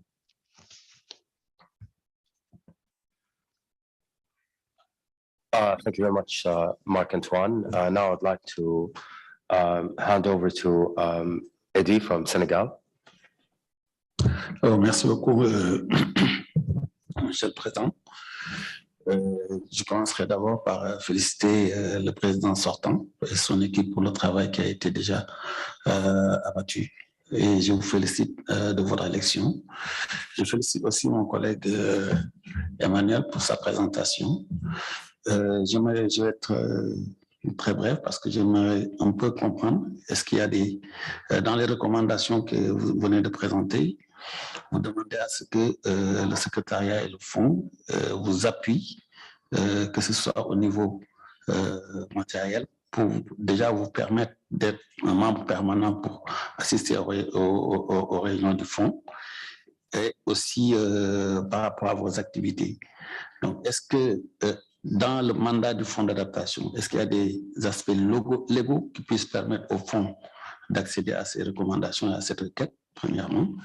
Et deuxièmement, eu égard au travail que vous avez abattu depuis ces 12 dernières années au niveau du fonds, est-ce que vous pensez que ces appuis vont vous permettre d'être encore beaucoup plus performants par rapport à l'accompagnement que vous faites au niveau du fonds et surtout au niveau des entités accréditées au niveau des pays?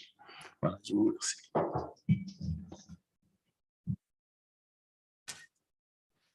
Thank you very much, Eddie. And before I hand over the floor to Fatou, I would also like to remind us, colleagues, that we do have an agenda item 12B that speaks about options to further enhance civil society participation and engagement in the work of the board. So I believe that this would be also an important venue for us to have further elaborations and discussions on this important matter. So that's on agenda item 12B tomorrow. For the time being, I'd like to hand over the floor to Fatou. Fatou, floor is yours. Thank you, Chair, and thank you, the two presenters from the CSOs. Well, mine is just a clarification from SECA on the accreditation. Is it accreditation to attend meetings or accreditation process for programs and projects? And because if there is need, if you see that there is need to have the board to have its own accreditation process different from the UNFCCC, probably if you put up some suggestions as to why and what is the problem with the UNFCCC process, and this is what we want to put in place, it will help to it will help us think properly. So, and for the, did you actually say that the adaptation board should be financially responsible for you as observers into the meeting? Was that the question? Okay, I hope that one the chair will respond to that and the secretariat. Thank you very much, Fatou. I already said that I will be closing the list, but I see my colleague Kevin is asking for the floor, so this will be the last intervention before handing over back to the CSO colleagues. Kevin, floor is yours. Many thanks, Chair, and appreciate your and the whole board's intelligence on this issue. The United States would just like to come in and support the comments made by our Georgian colleague, and would also like to draw board members' attention to the following statement delivered by Australia on behalf of the Umbrella Group members, Canada, Japan, Iceland, New Zealand, Norway, Ukraine, and the United States during consultations with the COP26 and COP27 presidencies and other UNFCCC parties on the 9th of March. In light of Russia's invasion of Ukraine and the actions of Belarus to enable this, members of the Umbrella Group are not coordinating with Russia and Belarus at this time. We condemn in the strongest possible terms Russia's unprovoked and unjustified invasion in clear violation of international law, including the UN Charter. We deeply regret the already high number of casualties resulting from Russia's attacks, in particular the Ukrainian civilians killed so far in this conflict. Russia's invasion undermines the very foundations of the rule-based international order, and we call on Russia to withdraw its forces from Ukrainian territory immediately. Thank you. Thank you, Kevin. Now I'd like to hand over back and thank you, colleagues, for all the rich inputs into that dialogue. Let me now hand over back to Emmanuel. Thank you very much. I will answer to Marc as he's raised this question in French. Par rapport à la question donc des pertes et dommages et l'adaptation, qu'est-ce que le fonds d'adaptation fait ou a déjà fait? Si je ne me trompe, je pense qu'il y a un fonds d'innovation au niveau donc du fonds d'adaptation pour financer des activités de terrain donc ou d'activités ou de programmes émanant de communautés. Et la dernière fois, lors de la dernière session du board d'adaptation du fonds d'adaptation, j'avais fait une présentation relevant les activités que le fonds avait déjà financées, donc qui relevaient des pertes et dommages, parce que quand on parle d'érosion côtière avec l'élévation donc du niveau de la mer, on peut l'allouer à quelques, disons, aux pertes et dommages, notamment quand, disons, quand il y a des inondations, donc au niveau des côtes où les communautés sont souvent affectées. Mais ce qu'on dit, c'est qu'il y a une récurrence donc de ces catastrophes et extrêmes climatiques, et ce serait bien quand même qu'on puisse davantage se pencher sur ces questions-là, parce que si on atteint les limites au développement, il faudra trouver des solutions, et trouver des solutions, c'est faire face aux questions donc de pertes et dommages. Et je pense que c'est au board de voir comment porter cette question-là, mais je pense que ça a sa place, parce que déjà, il y a des projets donc qu'on peut lier à ces questions donc de pertes et dommages qui sont déjà financées par le fonds d'adaptation. Donc, ce n'est pas étranger au fonds d'adaptation. Il faudra juste amplifier un peu l'action à ce niveau-là, donc pour que ça transparaisse. Et pour moi, quelque part, il y aurait un intérêt pour le fonds d'adaptation ou le secrétariat à commanditer ou avoir un regard sur les différents projets qui ont des relents de pertes et dommages qui ont été financés par le fonds d'adaptation. Je pense que cette documentation, quand même, serait utile, au moins pour renforcer l'argumentaire comme quoi le fonds prend en charge déjà cette question-là. Donc, par rapport à, disons, à l'appui, la question qui a été posée par Eddy, oui, c'est le fonds d'adaptation, le board a les prérogatives. Et je pense que les prérogatives du board émanent, disons, de la conférence des parties. Donc, vous êtes délégué, vous avez les prérogatives de prendre les décisions qui conviennent. Donc, je pense que quelque part, si vous le souhaitez, donc cela peut être inscrit comme décision, parce que vous représentez ici tous les partis, disons, de la Convention des Nations Unies sur le changement climatique.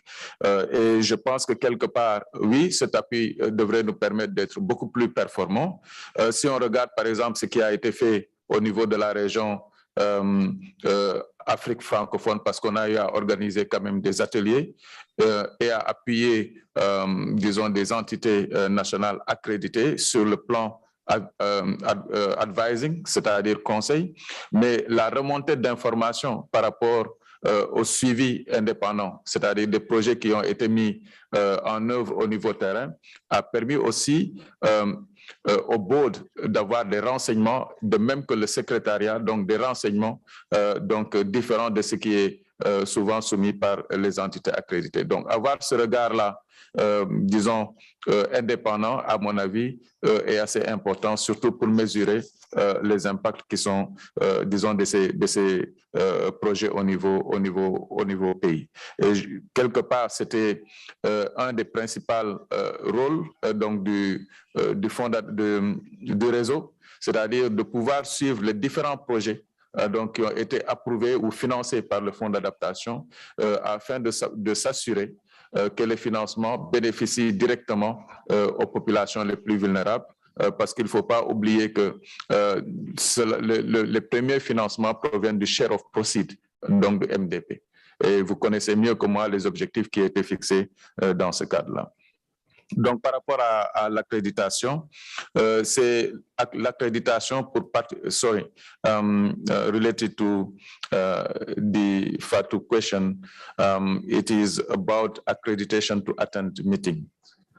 Because we all know that it is often very difficult for civil society organization to be accredited within the UNFCCC. And there are many that would like to attend the Adaptation Fund Board without being a part of the process, like it's happened in the GCF. In the GCF, you can be accredited to attend just the Adaptation Fund, the board meetings.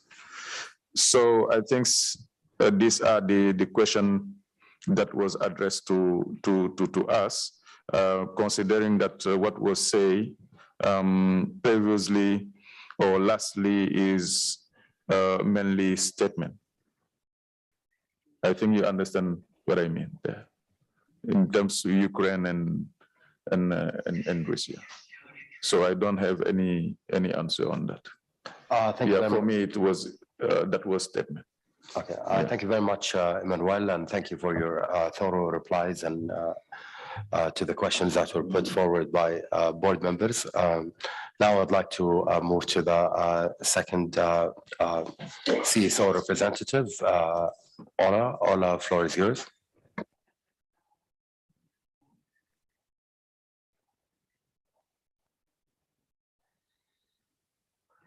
I'm very sorry. I think I have missed a question to myself. Has there been a question directed to me? Maybe if you have any closing remarks or final remarks based on the discussion that was that just took over between board members, we would appreciate it. Thank you very much. I misunderstood the why you called me on spot.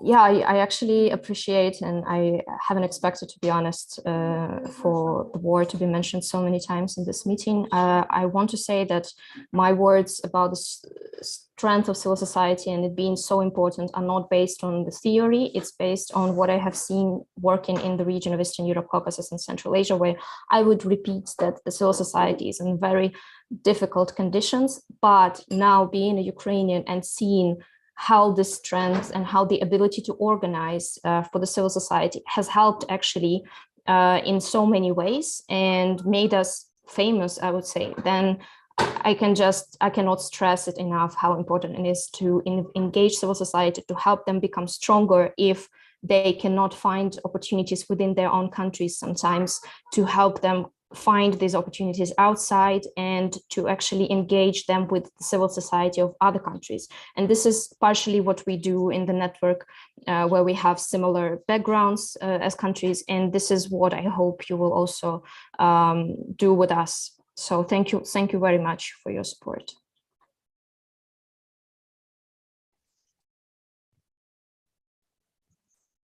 Thank you very much, Ola. Now I'd like to, I think my colleague Emmanuel would also want to have some other further remarks. So Emmanuel, floor is yours. So thank you again, Chair. I would like to concur with what Ola have said in thanking you again, the board members for your support. And I think that what civil society organization is doing is in support of the board activities and the board role for the UNFCCC process. So I did not do it at the beginning. I would like to, on behalf of all our members, to congratulate you. And to thanks again also Matias for the collaboration that we had with the board, and I think we will strengthen this partnership and this collaboration. And again, thanks also to the Secretary. Thank you very much, Emmanuel and Ola. On behalf of the board, we'd also like to thank you for the informative presentation and for the rich dialogue that we have had here. We look forward to continue this collaboration with the civil society as an important stakeholder at the Adaptation Fund. And also to colleagues at the board, thank you very much for your questions and comments. And maybe also just a reminder of the agenda item again, 12B, that will be an important agenda item. I believe many of the comments that we heard today can be discussed in more detail also when we discuss options to further enhance civil society participation and engagement in the work of the board. And now I'd like to draw your attention to agenda item 7, report of the accreditation panel. This agenda item will be conducted in 2 parts. The first part will be public. So we will hand over the floor to the Secretariat, to Salvia Mancini, to walk us through the first part of this agenda item, and then we will break for coffee. So I would like to draw your attention to agenda item 7, which is contained in document AFB/B.38/4/REV.1, report of the 37th meeting of the accreditation panel. So without further ado, Sylvia, you have the floor. Thank you, Chair. Good afternoon, good morning to all. So the 37th meeting of the accreditation panel was held virtually on February the 2nd, 2022. The report of the meeting is hereby submitted to this 38th meeting of the board.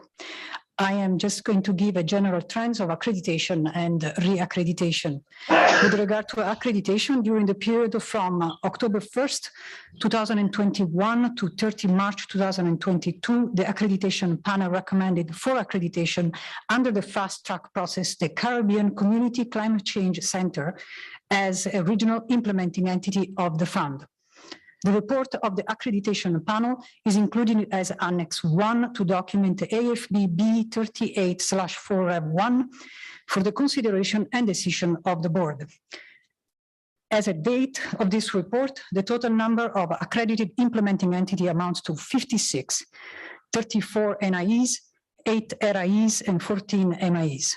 Out of the 34 national implementing entities, 10 NIEs were from least developed countries and 7 NIEs were from small island developing state. With regard to the reaccreditation, during the period from October 1st, 2021 to 30 March 2022, the board approved the fast track reaccreditation of the Central American Bank of Economic Integration, CABEI, as a regional implementing entity, intersessional decision 3738/4. The fast-track reaccreditation of Centre de Suivi Écologique Sénégal as the national implementing entity of the Adaptation Fund, intersessional decision 3738/5, and the fast-track reaccreditation of the World Meteorological Organization, WMO, as a multilateral implementing entity of the fund. Accordingly, out of the 56 accredited implementing entities, 33 entities have been reaccredited. 17 NIEs, 5 RIEs, and 11 MIEs.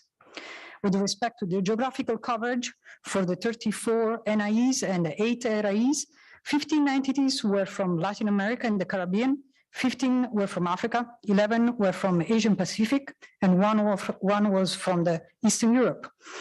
As per the decision B36/42, the Secretariat has received nomination from the DAs of 3 countries for their respective second NIEs to pursue accreditation with the fund. With regard to the accreditation pipeline, so the graphic on page 4 of document AFB B38/4-1, out of 151 non-Annex 1 parties to the Kyoto Protocol, which are eligible to access IF funding, 134 have appointed a designated authority for the fund.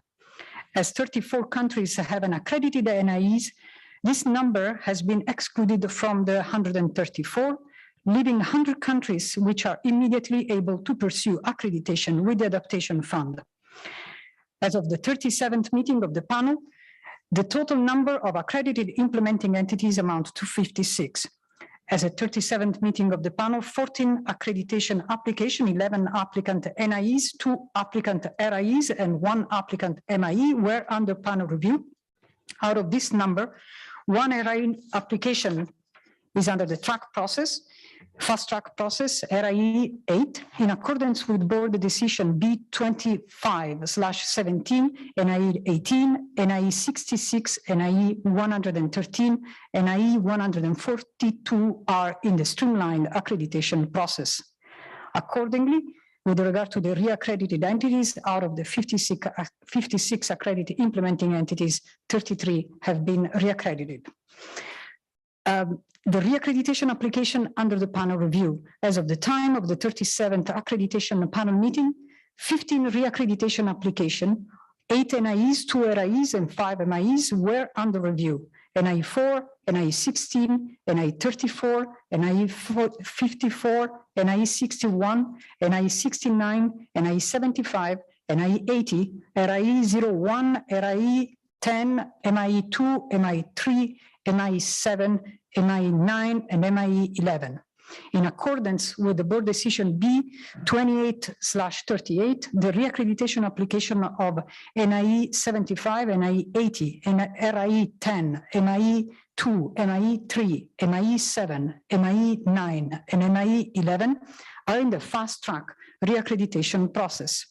For purpose of confidentiality, a numbering system has been used to report on the status of each implementing entity's accreditation and reaccreditation application.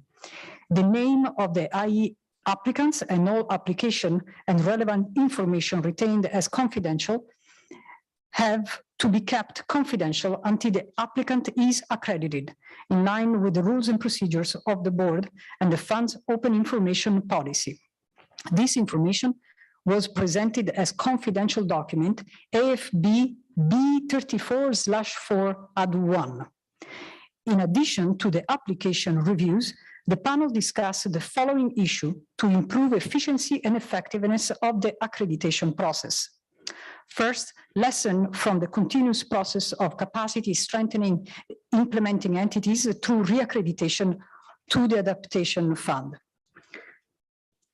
The Secretariat presented to the panel a study it had commissioned on the capacity strengthening of implementing entities through the fund's reaccreditation process.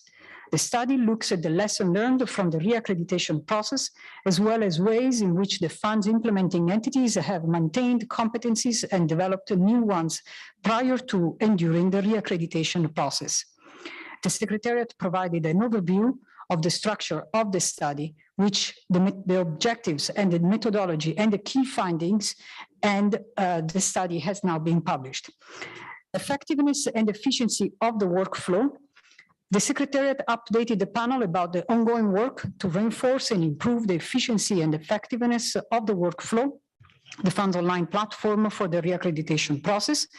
As indicated in the report of the 36th meeting of the accreditation panel, the workflow efficiency improvement is part of the Secretariat ongoing efforts to enhance the effectiveness and efficiency of the accreditation and reaccreditation process. The Secretariat informed the panel that he has prepared the application forms for fast-track accreditation and fast-track reaccreditation as per decision B32/1 and decision B28/38 respectively, and will soon deploy both on the online platform.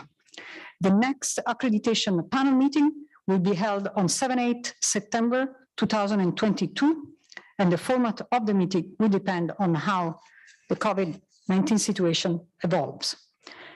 With regard to the status on the top-level management statement to be submitted by implementing entities for accreditation and reaccreditation, this is provided in the confidential document AFB B38/4/2 Rev 1 and AFB B38/4/3, which relates to this matter and have been circulated to the board members and alternate.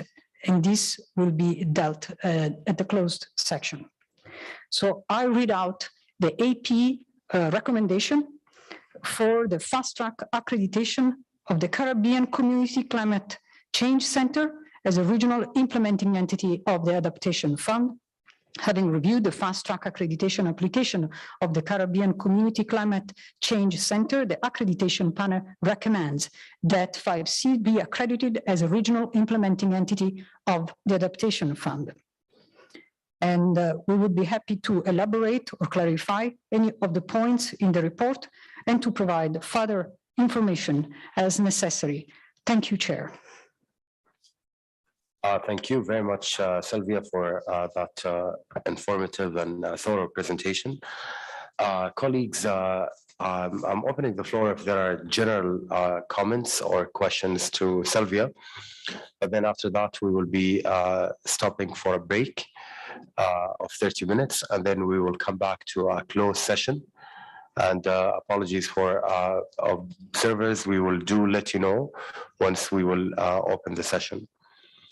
But for the time being, let me take a quick round of general comments and questions before going into break. And I'll go in order. First, I have Ali asking for the floor. Ali, floor is yours. Thank you very much, Chair, and thank you, Sylvia, for the presentation, for the good report. And evidently, with only 56 implementing entities, access to the fund will continue to be a big challenge. And as you just pointed out of 134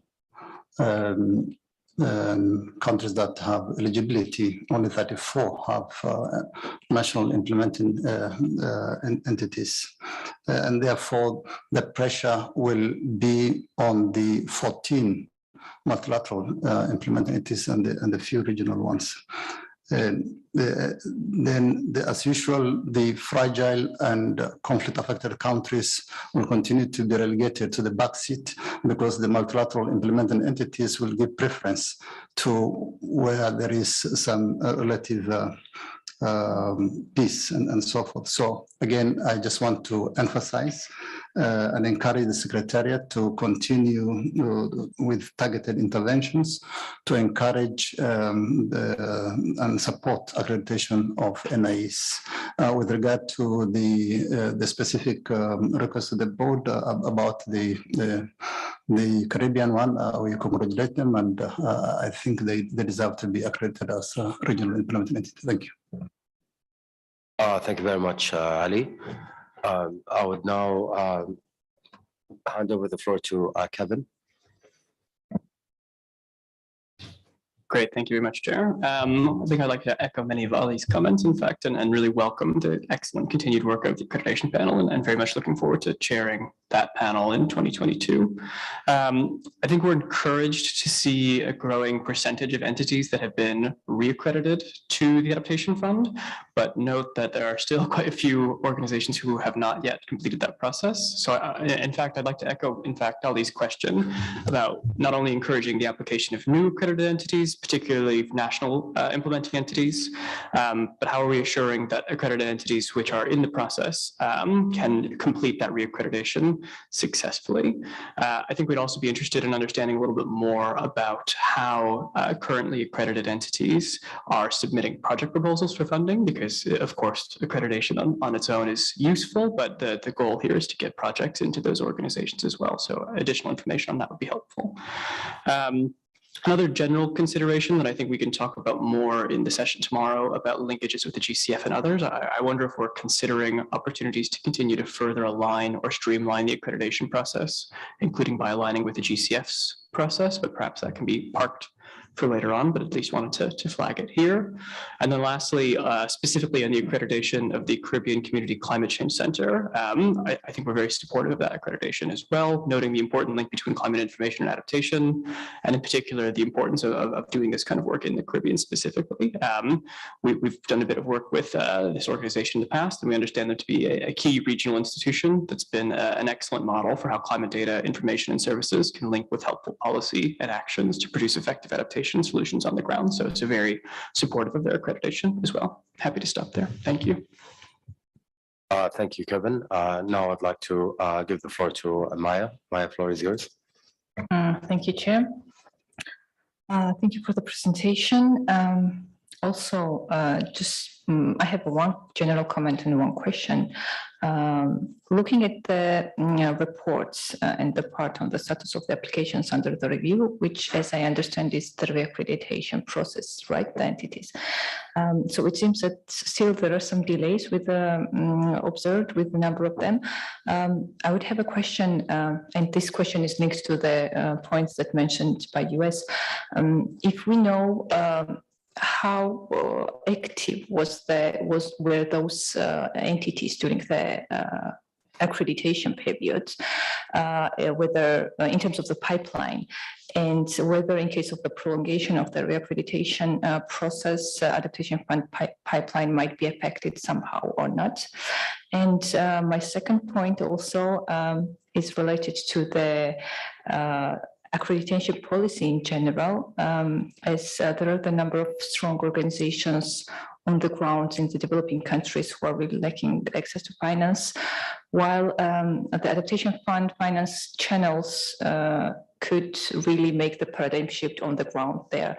So just was wondering, because we have already decisions in other financial mechanisms, and also I think it was the same that was mentioned by the US about the project-based accreditation. So maybe if we also think about that direction, it could help the local organizations in the developing countries to benefit from the finance from the adaptation fund. Thank you. Thank you, Maya. And I have the last speaker before handing over back to Sylvia. Mikhail, floor is yours. Thanks a lot, Chair, and thanks a lot, Sylvia, for the really good presentation.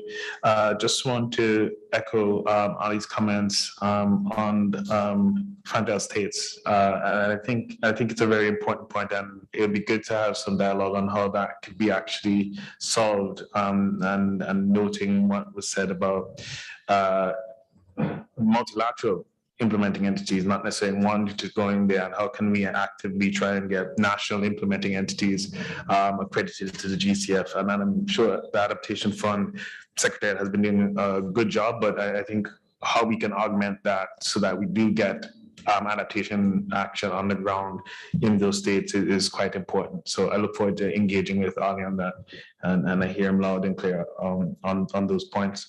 I think the next thing is just to support the accreditation of 5Cs. Quite an amazing institution that has been doing some really good work in the region. Obviously the region of smaller and developing states. And so I do note their recommendation for accreditation to Adaptation Fund, noting that they're also accredited already to the GCF, and a lot of the other work that they do bilaterally. So look forward to continuing to support them, and hopefully in the hands of the board, we come to a really good decision on their accreditation, potential accreditation to the Adaptation Fund. Thank you. Thank you very much, Mikhail. Now I'd like to turn back to Sylvia to answer to some of the comments and points raised by board member Sylvia. The floor is yours. Thank you. And let me tell you how important are these questions for the accreditation panel and for the accreditation team, because it's through these questions that we actually also think of next steps. So first of all, let me thank you, Ali, for the question with regard to the 151 non-annex 1 parties to the Kyoto Protocol, which are eligible to access IF funding. 134 have appointed a designated authority. So we have 34 have an accredited NIE, and therefore we have 100 countries which are immediately able to pursue accreditation with the Adaptation Fund. Let me tell you how much work has been done in terms for the designated authority and for country to come forward with the designated authority. There have been a number of facilitation from the readiness, including e-learning course for even for the country to take and even to bring forward a designated authority.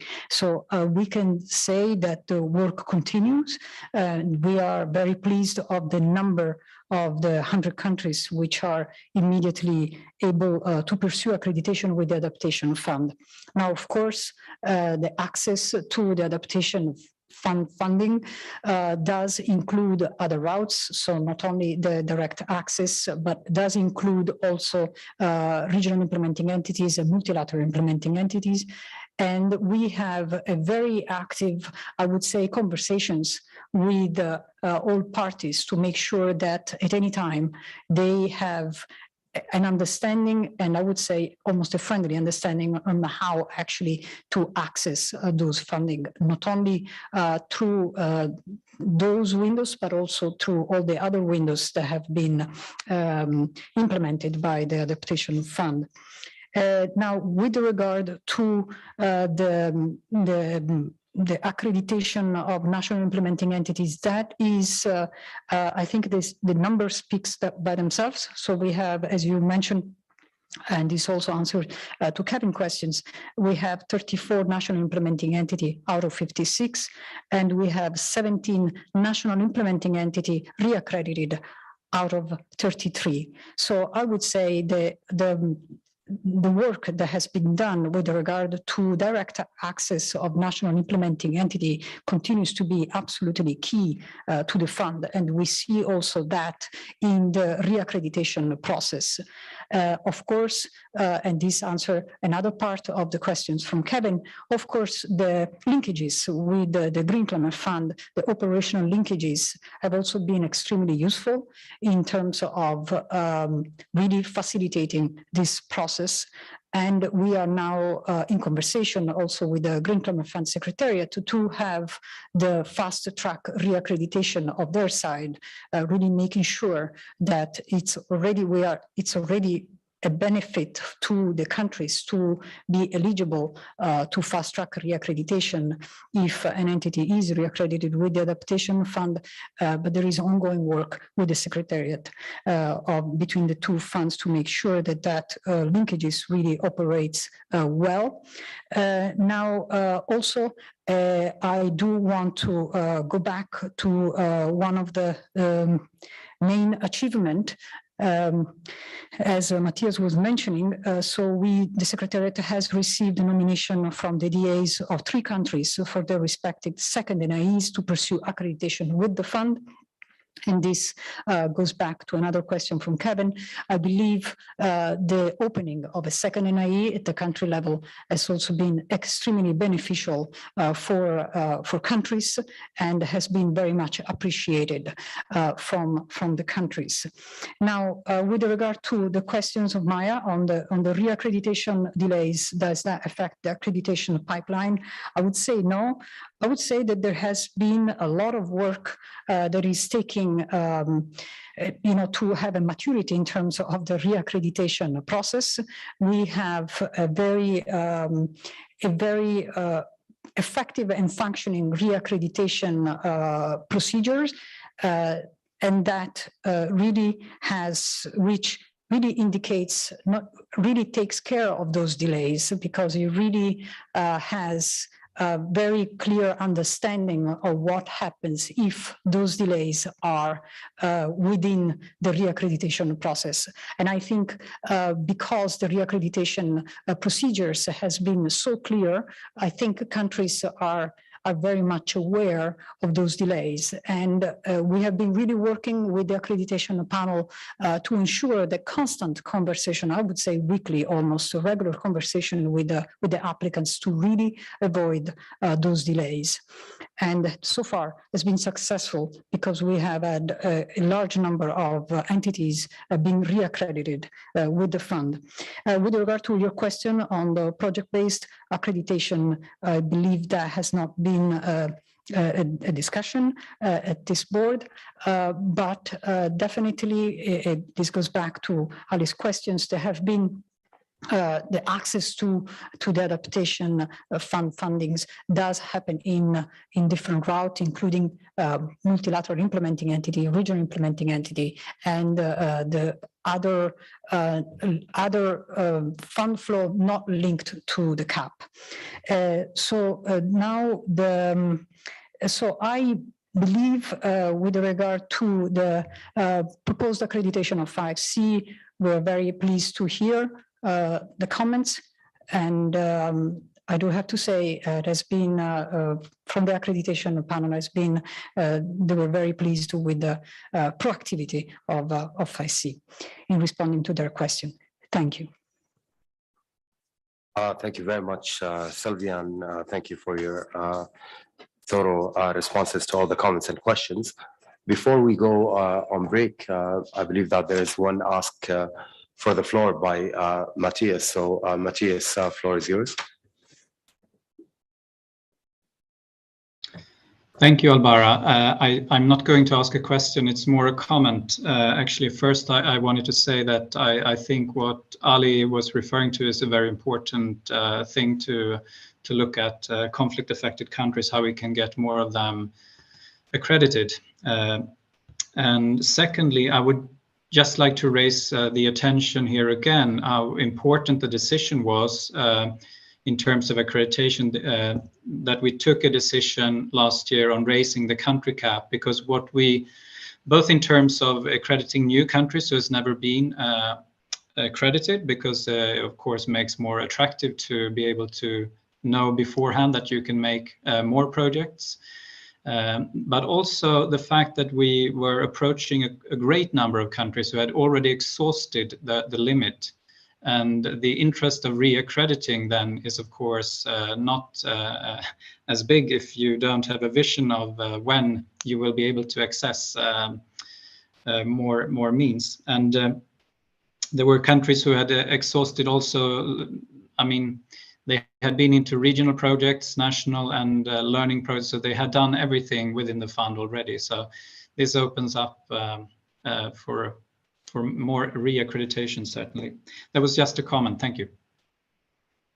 Thank you very much, Matthias, for your comment. I'm not sure, Sylvia, would you have anything else? Okay, so colleagues, I think it's time for us to take a break. It was a very interesting, fruitful and rich discussions throughout the first session of today. So we'll take a break of 30 minutes. So we'll be back here at 4:15 Bonn time, and then we will proceed with the closed session at first. So I would ask board members and alternates to be present at 4:15 in the room. And then we will be also announcing the meeting when it becomes open again. And at the afternoon session, I will be handing over to my capable Vice Chair, Mr. Antonio, to carry over with the rest of the agenda. Thank you, colleagues, and see you in 30 minutes.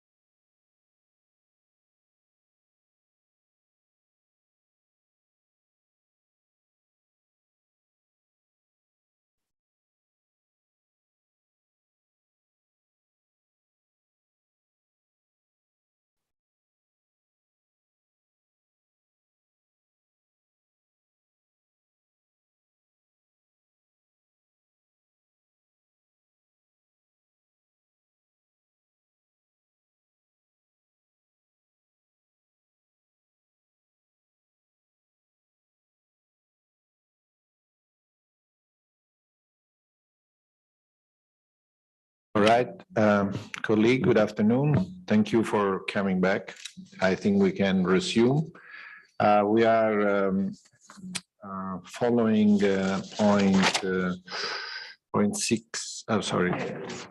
7 of the agenda, and we have finished the open session before, so this is the closed session. Can I ask the Secretariat to confirm that we are in closed configuration?